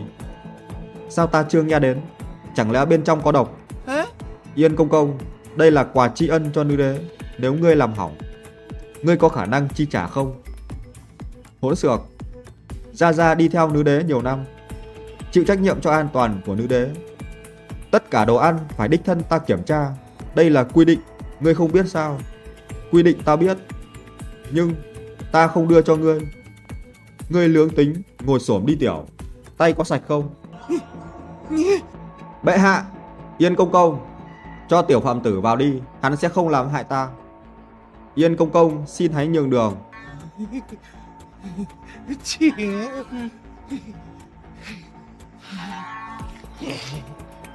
Bánh sinh nhật là gì? Nữ đế, đây là một thứ từ quê hương của ta, sẽ mang bất ngờ cho người.哎， Wow. Bánh này cũng đẹp quá. Đơn giản là tài nghệ thiên tài. Nữ đế bệ hạ, chiếc bánh này không chỉ trông đẹp mắt, và nó còn ngon hơn nữa. Mau cho ta thử. Theo quy định ở quê ta, nữ đế, người phải nhắm mắt lại, chung tay, sau đó thực hiện một lời ước nguyện. Cuối cùng thổi tắt nến. Ông trời sẽ hoàn thành điều ước này cho người. Thực chứ? Thật hơn vàng thật. Tốt. 祝你生日快乐，祝你生日快乐，祝你生日快乐，祝你生日快乐。 Nữ đế sinh nhật vui vẻ. Món quà sinh nhật này của ngươi thực sự đặc biệt. Tiểu phàm tử, cảm ơn. Từ nhỏ đến lớn, ta chưa bao giờ có sinh nhật vui thế này. Nữ đế, trách nhiệm trên vai thực sự là khó khăn. Nữ đế, người vừa ước điều gì? Ngươi đoán xem. Chắc là muốn đại mộc, mưa thuận gió hòa, người dân hưởng an nhàn hạnh phúc. Không phải. Vậy nhất định là hy vọng Sở Tuyết và Ninh Tuyết khỏe mạnh vui vẻ, sinh một đứa trẻ bụ bấm. Sinh một đứa trẻ bụ bấm. Đó là hạt giống của ngươi. Đó không phải lời ta ước. 那 Thuộc hạ ngu dốt không đoán được. Không đoán được thì đừng đoán. Mau ăn bánh thôi. Vâng.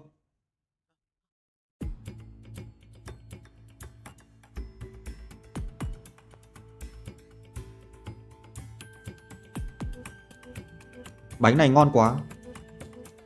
Thứ này thơm và ngon. Nữ đế, chiếc bánh này nó có vị kem sô-cô-la. Ở Hoàng Triều Đại Mộc ta đây là thứ độc nhất vô nhị. Tiểu phàm tử, ngươi thật thú vị. Mời được thần binh tiêu diệt Tây Man Nam Triều. Còn có món ngon như vậy, công lao của ngươi thật là bá đạo. Có vẻ như sở thích ăn uống của Sở Tuyết là được di truyền.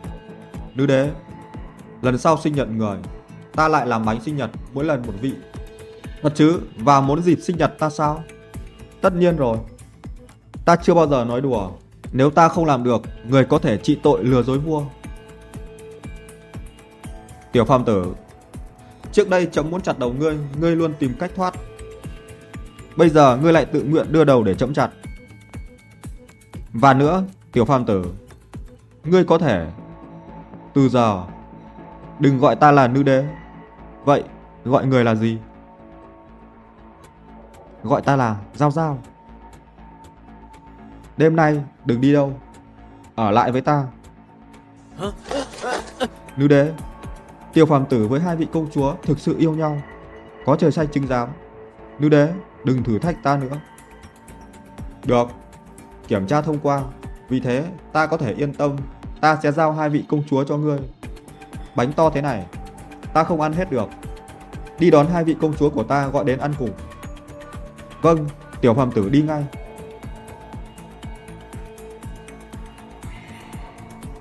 Có được tiểu phàm tử, đó là may mắn của Hoàng Triều Đại Mộc. Tiểu phàm tử, ngươi keo kiệt quá. Đồ ăn ngon như vậy lại giấu ta. Mẫu hoàng không gọi chắc ta không được ăn. Lấy thêm ra đi.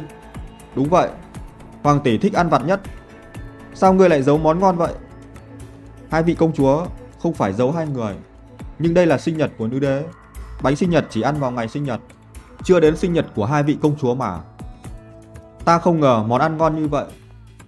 Ta là người đầu tiên được nếm thử. Tiểu phàm tử, ta không quan tâm sau này có món gì ngon. Ngươi phải gọi ta đầu tiên. Được được. Ấy, tiểu phàm tử, ngoại trừ chiếc bánh này, còn món ngon nào nữa không? À, có. Ta sẽ đi lấy ngay.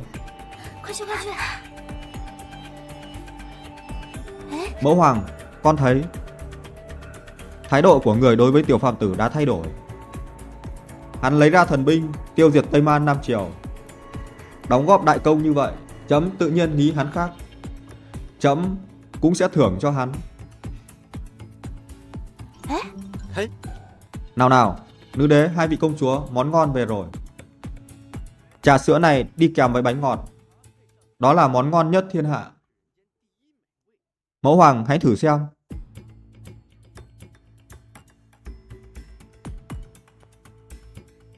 Quá ngon. Tiểu phàm tử, ngươi thực sự đã gặp tiên nhân. Nếu không sao lại có nhiều thứ kỳ diệu vậy? Ta cũng muốn thử.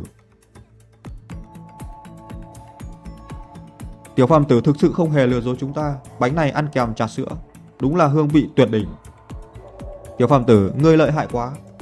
Có phải tiên nhân dạy ngươi không?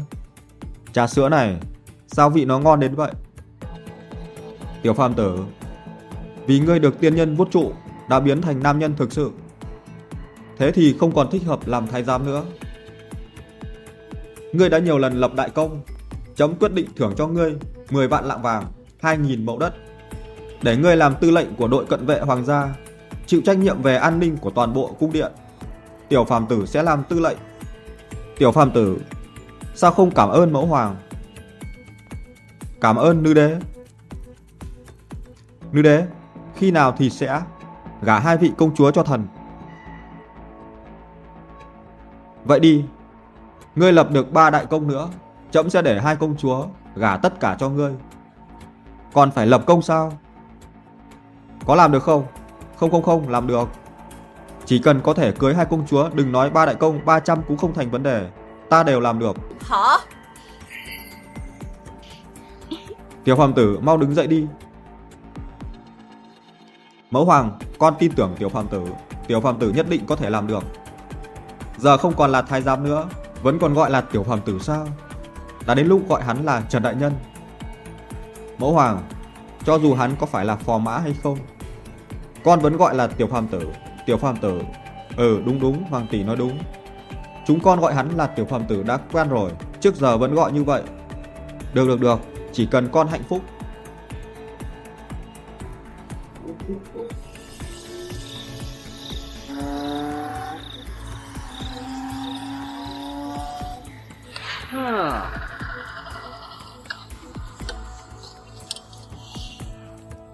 Ta đã nói nàng thông minh, học cái là lái được ngay.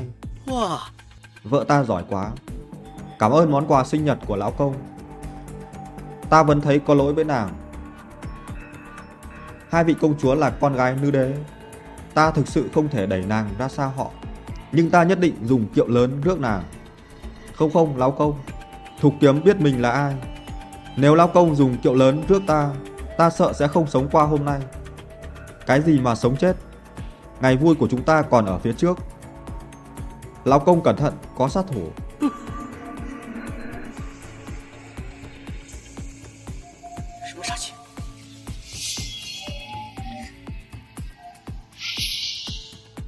Cơn nô菜.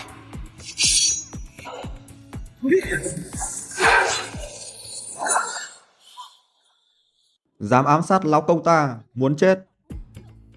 Chỉ chút võ mèo cào dám ám sát ta. Ai phái ngươi đến?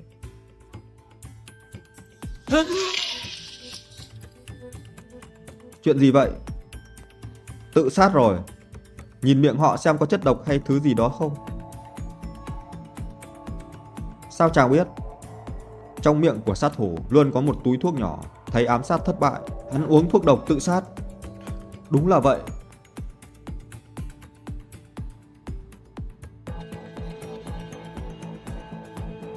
Kỳ quái, sát thủ không phải người trong cung, chúng vào bằng cách nào? Chàng nói, liệu có phải Yên Công Công?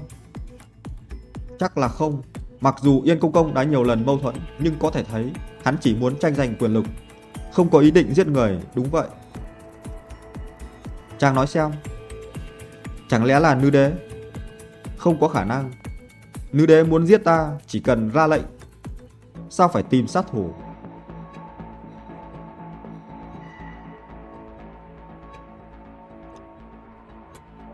Chàng nhìn xem, cổ tay của sát thủ có logo đầu hổ. Nghe nói kinh thành có một băng đảng đầu hổ. Trên cổ tay của họ có dấu hiệu này. Băng đảng đầu hổ.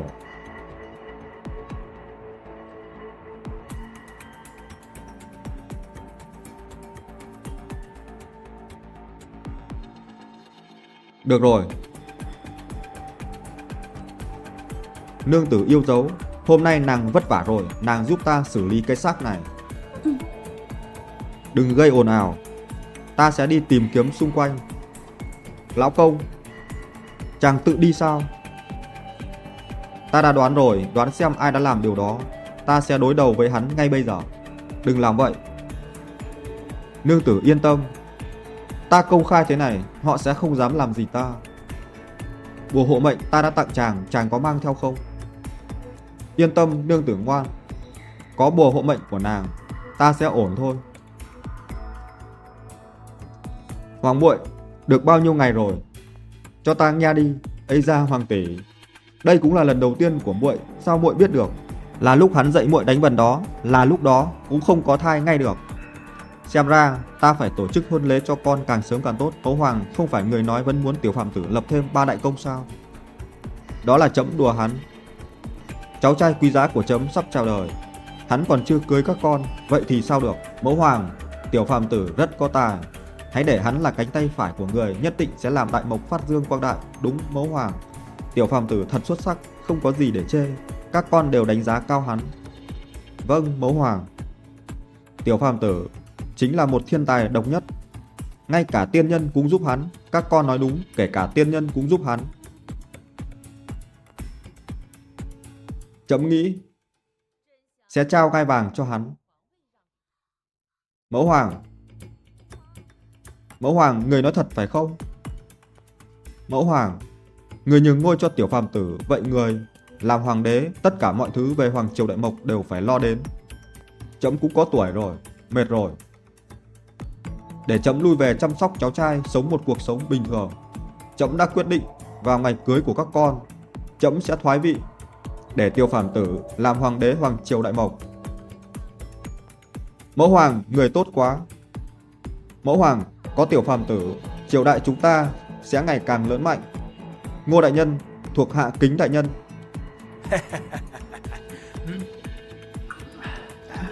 Chắc sẽ có tin vui. Bây giờ cẩu thái giám chắc đã chết trong cung. Ngô đại nhân, hạ quan thấy chúng ta đã xử lý tốt chuyện này.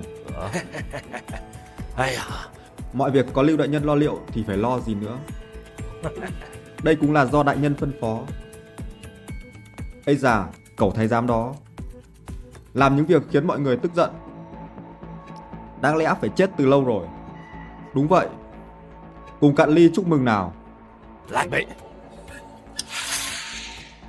Đây là phần tạm ứng đã hứa với Lưu đại nhân. Cầm lấy đi. Vì đại nhân phân ưu.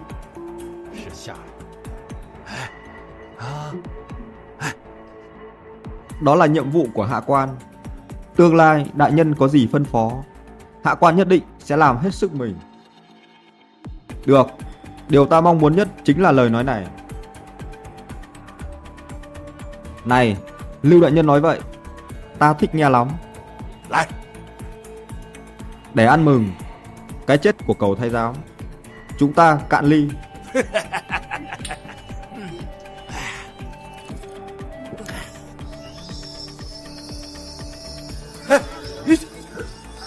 Cái này là cái gì? Chưa thấy bao giờ.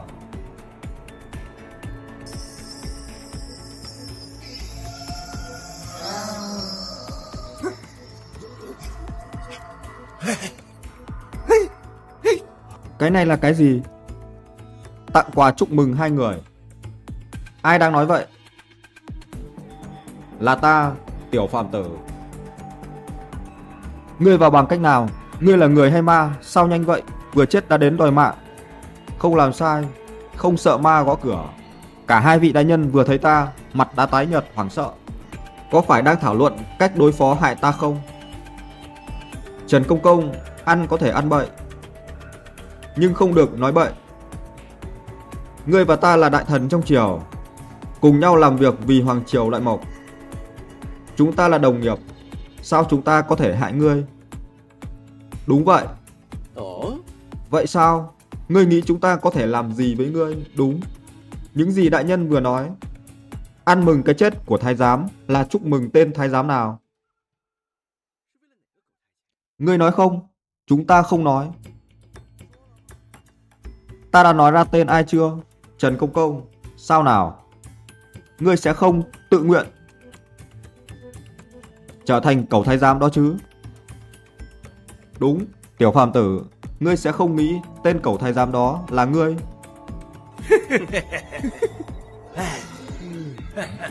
Vừa rồi có hai sát thủ lẻn vào cung điện muốn ám sát ta. Không phải sát thủ hai vị cử đến chứ? Cái gì? Sát thủ dám lẻn vào cung điện muốn ám sát Trần Công Công? Thật bố láo. Nên giết. May là ta phú quý vô biên. Những sát thủ đó tất cả đã chết. Hắn nói kẻ sát nhân đã chết. Thật đáng tiếc Trần Công Công. Đáng tiếc. Nếu sát thủ đó còn sống, chắc chắn sẽ có thể tìm ra ai là kẻ đứng sau.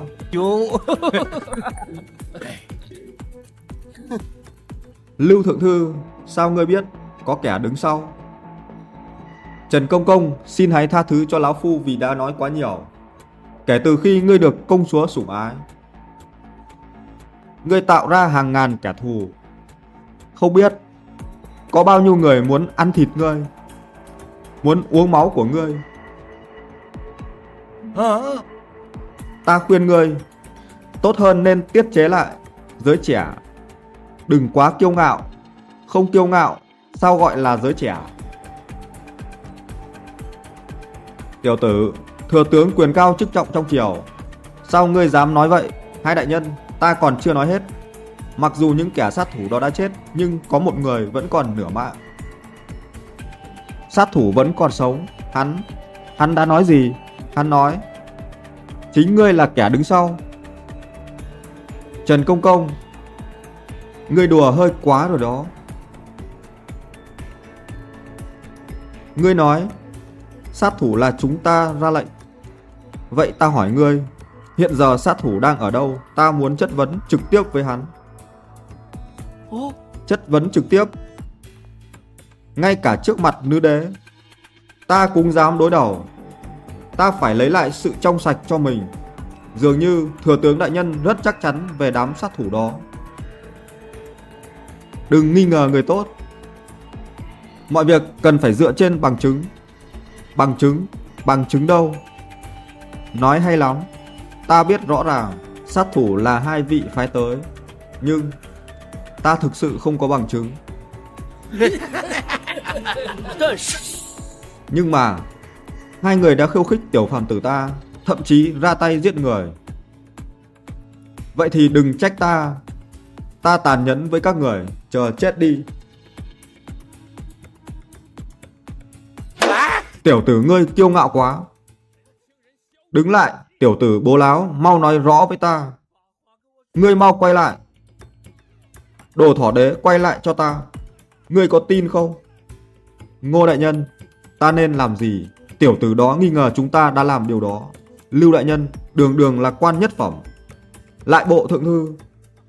Có chuyện xảy ra phải bình tĩnh. Điềm tĩnh lại. Ngô đại nhân nói đúng.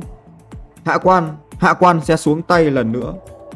Tìm một nhóm sát thủ khác, hắn sẽ bị tiêu diệt. Trần Phàm này, giờ hắn là kẻ thù công khai của chúng ta. Đó là một cuộc chiến đến chết. Kế tiếp, chúng ta phải cho hắn vào ngõ cụt, cắt bỏ gốc rễ của hắn. Hạ quan hiểu rồi. Hạ quan sẽ tìm một bậc thầy cao thủ, lấy đầu hắn, dâng lên thừa tướng đại nhân. Lưu đại nhân đừng quên nhá. Ta đã phí 1000 lạng của mình rồi đó. Lần này nhất định phải tìm một cao thủ. Cao thủ, đại cao thủ. Đại nhân yên tâm. Hạ quan hiểu mà. Đi nào. Ta tiễn đại nhân.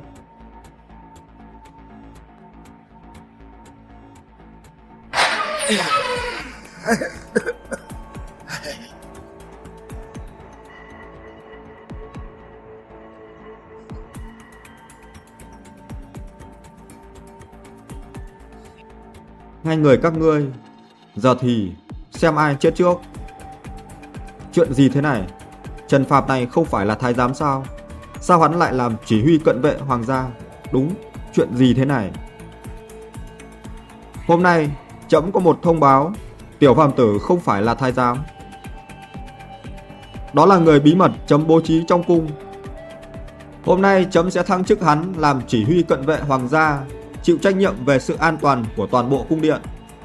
Cảm ơn nữ đế.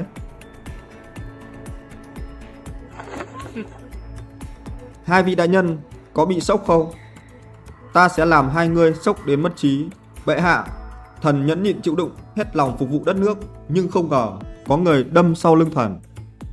Đêm qua có 2 sát thủ vào cung, muốn ám sát thần. Có chuyện này sao? Hoàn toàn đúng. Và thần cũng phát hiện ra ai là người đứng sau chỉ đạo. Là ai? Là Ngô thừa tướng, chỉ đạo Lưu thượng thư. Trần đại nhân, ngươi nói đó là ta chỉ đạo. Lưu thượng thư ám sát ngươi có bằng chứng không? Sát thủ đều đã chết. Tự sát bằng thuốc độc. Bây giờ sát thủ đã chết. Vậy ngươi nói ai ám sát ngươi thì là người đó sao? Tiểu phàm tử, đừng nói nhảm khi không có bằng chứng. Thừa tướng đại nhân rất có tâm, làm mọi việc gọn gàng. Tiểu phàm tử ngưỡng mộ.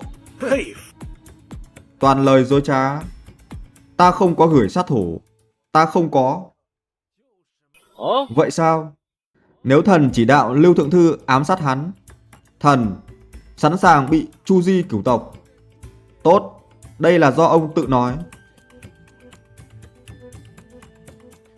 Bệ hạ, tiểu phàm tử mời mọi người xem một đoạn phim ngắn. 小电影，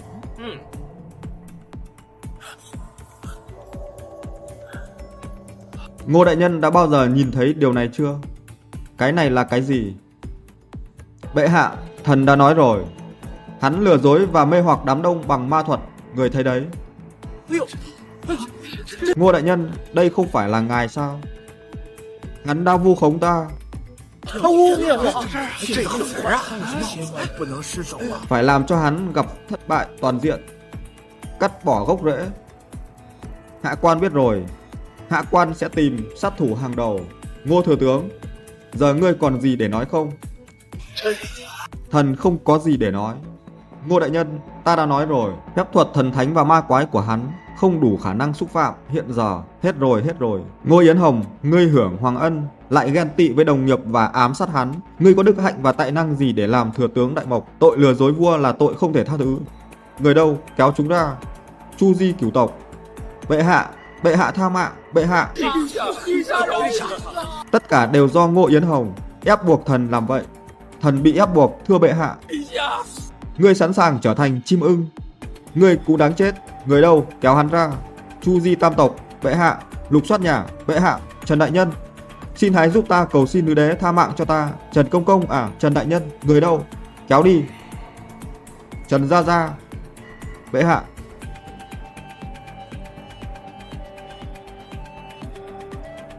Tiểu phàm tử, hôm nay trẫm làm vậy, ngươi có hài lòng không? Cảm ơn nữ đế Long Ân, tiểu phàm tử rất biết ơn. Vì ngươi muốn cảm ơn trẫm, vậy hãy chơi mặt trược cùng trẫm. Chúng ta phải chiến đấu đủ 7749 hiệp. 7749 hiệp. Vậy chẳng phải thông đêm sao? Đưa tiền. Hết tiền rồi, không vui gì cả. Đúng vậy, tiểu phàm tử, ngươi thắng hoài. Cứ chơi thế này, hoàng cung này sẽ bị ngươi hút sạch tiền. Nữ đế, tiểu phàm tử chỉ là may mắn. Cái gì mà may mắn? Nữ đế bệ hạ, toàn bộ tài sản của lão nô đều thua Trần đại nhân rồi. Sợ cái gì? Ngươi hết tiền, chấm cho ngươi mượn. Nào, tiếp tục chơi. Nào. Ôi trời, rồi. Đưa tiền, tiểu phàm tử, ngươi lại thắng. Cảm ơn nữ đế. Tiểu phàm tử, ta không có tiền, vậy hôn ta một cái.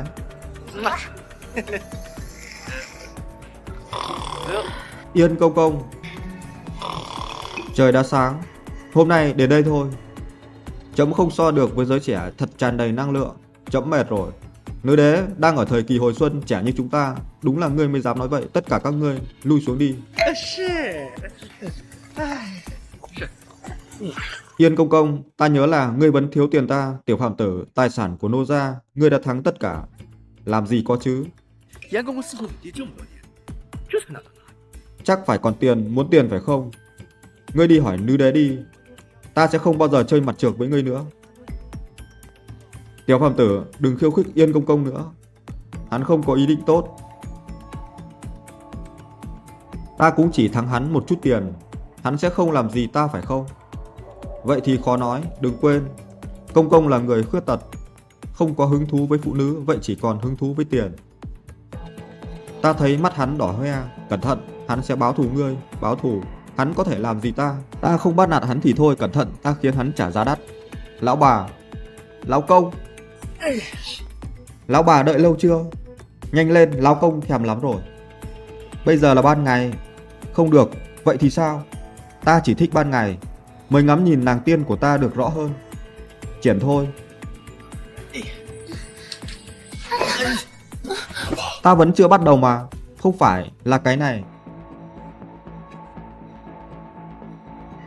Cái này là cái gì? Sao lại xuất hiện trên giường? Lão công, đây là đồ phù thủy, để nguyền rủa người khác. Phù thủy, nguyền rủa, có ngày sinh tử vi trên đó. Trời ơi, là ngày sinh của nữ đế. Lão công, không lẽ chàng muốn nguyền rủa nữ đế, lật đổ chế độ? Nàng đùa gì vậy? Ta không bao giờ muốn làm hoàng đế. Còn nữa, giờ ta đang sống một cuộc sống cổ tích, có cho ta làm, ta cũng không thèm. May là chúng ta phát hiện ra trước. Thứ này là thứ hoàng gia cấm kỵ nhất. Loại phép thuật này, nàng nói xem, trong triều ai là người ghét ta nhất, ai muốn giết ta nhất? Bây giờ trên dưới triều đình, mọi người đều biết lão công là người nổi tiếng bên cạnh nữ đế. Ai dám khiêu khích chàng đây? Mọi người đều muốn tâng bốc chàng. Lẽ nào là Yên công công? Đúng rồi, đồ đáng chết. Ta chỉ chơi mặt trược, thắng hắn chút tiền, hắn lại muốn giết ta. Lão công, để thục kiếm đi xử hắn. Dám động đến lão công không thể tha. Lão bà tốt, đừng lo, ta có cách. Khiến hắn tự tay bóp giái. Nữ đế, gần đây lão nô nghe tin đồn trong cung có người đang làm phép thuật phù thủy. Ai dám liều lĩnh như vậy? Lệnh đã ban từ lâu rồi, dùng phép thuật sẽ bị giết. Ai dám dùng ma thuật, giết không tha. Lão nô cũng không biết là ai, nhưng lão nô đã cử người điều tra kỹ lưỡng sự việc trong cung điện. Tin là sẽ sớm tìm ra người đó, xem kẻ nào mặt to gan thế, bất kể là ai cũng giết không tha. Trần Phàm, đồ cẩu nô tài, hôm nay là ngày chết của ngươi. Nữ đế, đại sự bất hảo rồi. Có chuyện gì vậy? Sao ngươi hốt hoảng thế, nữ đế? Thần nghe nói, gần đây trong cung không được yên bình, có người dùng phép thuật phù thủy muốn hại người. Quả nhiên, chuyện đó đã xảy ra. Yên công công đã nói với ta rồi, phải điều tra nghiêm minh. Vâng, chắc chắn rồi. Không được bỏ sót nơi nào. Thần nghĩ chúng ta nên kiểm tra phòng ngủ của Yên công công trước. Cái gì Trần Phàm? Dám kiểm tra phòng ngủ của ta, thế thì khác gì ngươi nói? Ta đang dùng phép thuật để hại nữ đế. Này Yên công công, ta không nói vậy. Ta chỉ nói không được bỏ sót nơi nào. Này Yên công công, ngươi lo lắng vậy, phải chăng trong lòng có ma? Ngươi, Tiểu Phàm tử đừng nói nữa. Người khác có thể sử dụng phép thuật để hại trẫm, chứ tuyệt đối không phải hắn. Yên công công ở cùng với trẫm 30 năm, cùng nhau lớn lên. Hắn tuyệt đối sẽ không hại trẫm. Có câu, trái tim con người bị ngăn cách bởi cái bụng nên không thể nhìn thấu được trái tim. Con người sẽ thay đổi, Trần Phàm. Nữ đế, người nghe hắn nói kìa. Hắn đúng là lấy bụng tiểu nhân đo lòng quân tử. Người phải làm chủ cho lão nô. Được rồi, trẫm tin ngươi. Trần Phàm, ngươi nhất định đã phạm sai lầm. Đúng, kẻ xấu có tật giật mình luôn tìm cách tố cáo trước. Chính hắn đã làm chuyện đó. Này Yên công công, đừng nói vớ vẩn. Ta không có bất bình với ngươi, sao phải làm vậy?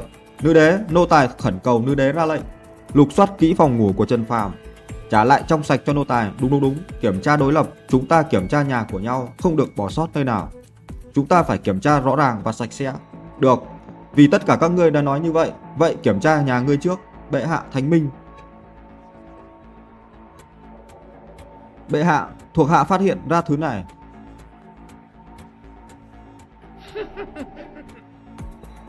Chiến lợi phẩm ở đây, cẩu nô tài ngươi, còn gì để nói không? Đó thực sự có phải là chiến lợi phẩm? Yên công công, con nhảy xuống sông Hoàng Hà cũng khó sạch tội. Thứ này được tìm thấy trong phòng ngủ của ngươi, ngay dưới gầm giường. Yên công công, sao ngươi biết nó dưới gầm giường? Lẽ nào ngươi đặt nó ở đó? Hình nộm phù thủy này tìm thấy trong phòng ngủ của ai? Bẩm nữ đế, trong phòng ngủ của Yên công công. Phòng ngủ của ta, ngươi không có nhầm chứ? Ngươi không nhầm chứ? Không nhầm đâu, Yên công công. Tính toán của ngươi quá thông minh, ngược lại sẽ phải trả giá bằng mạng sống. Nữ đế, chắc chắn là hắn. Âm mưu độc ác, chính hắn mang thứ đó tới, đặt vào phòng lão nô. Yên công công, ăn bậy thì được, đừng có nói bậy. Rõ ràng là thứ này tìm thấy trong phòng ngươi, sao ngươi lại nói ta đặt vào? Đủ rồi, sao ngươi dám làm vậy? Còn gì để nói không? Nữ đế, lão nô bối rối trong giây lát, xin nữ đế khai ân. Chấm biết ngươi đang tức giận khi bị Trần Phàm chiếm trọn spotlight, chơi mặt trược thắng hết tiền của ngươi, còn cướp đi sủng ái của ngươi. Nhưng ngươi phải biết, ngươi khác với Trần Phàm. Sao ngươi dám làm vậy, lão nô? Nữ đế, lão nô nhất thời bối rối. Xin hãy tha thứ cho lão nô. Chấm tặng ngươi một mảnh lụa trắng, để cơ thể ngươi nguyên vẹn khi chôn cất. Tạ bệ hạ. Đi thôi, Yên công công. Lão nô đi đây.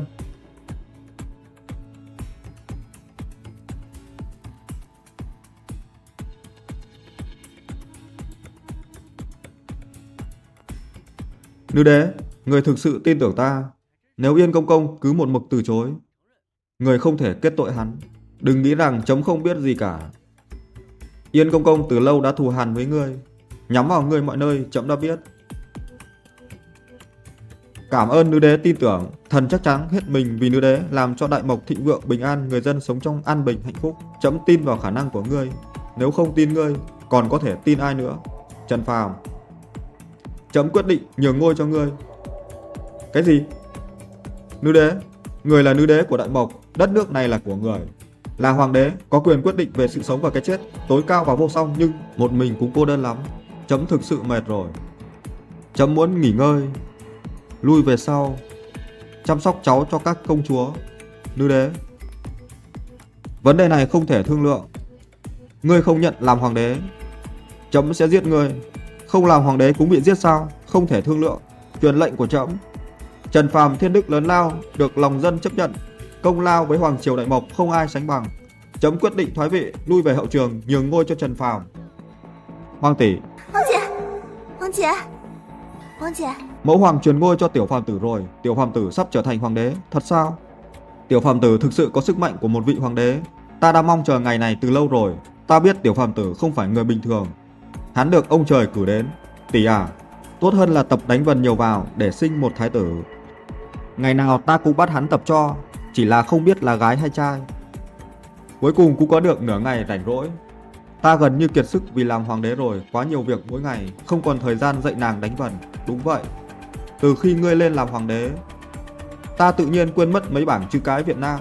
Hôm nay chàng phải dạy lại ta, phải dạy cẩn thận đó. Tiểu phàm tử à, hôm nay là chủ nhật đó, cho ta tập ké với được không? Được chứ, ta cũng phải cho nhạc mẫu thêm cháu để chăm sóc, và ta cũng phải làm cho hoàng triều Đại Mộc trở thành hùng mạnh nhất. Lão công, chàng kêu gọi người dân trong nước trồng khoai lang và ngô năng suất cao. Bây giờ cả nước có một vụ bội thu, lương thực khắp nơi đầy ắp. Đúng, được tiểu phàm tử áp dụng công nghệ cao, áp dụng canh tác 4.0, giờ hoàng triều Đại Mộc ta bùng nổ mạnh mẽ. Trước đây các nàng gọi ta là tiểu phàm tử thì thôi đi, giờ ta đã là hoàng đế, sao vẫn gọi ta là tiểu phàm tử? Tỉ muội chúng ta đã quen gọi tiểu phàm tử, gọi hoàng đế cứ cảm thấy kỳ kỳ sao ấy. Ây già, đúng vậy, khi lần đầu tiên ta gặp chàng, ta gọi chàng là tiểu phàm tử, ta không quản, từ giờ ta vẫn gọi chàng như vậy. 好好好， Hai vị công chúa muốn gọi thế nào cũng được, tiểu phàm tử sẽ luôn thuộc về hai vị công chúa. 小丸子。 Bệ hạ, đại hoàng tử đánh nhau với tiểu công chúa. 哎， Nhất định là con tỷ bắt nạt con gái ta, nhất định là con muội gây sự trước. Ta phải đi giúp con ta. 哎，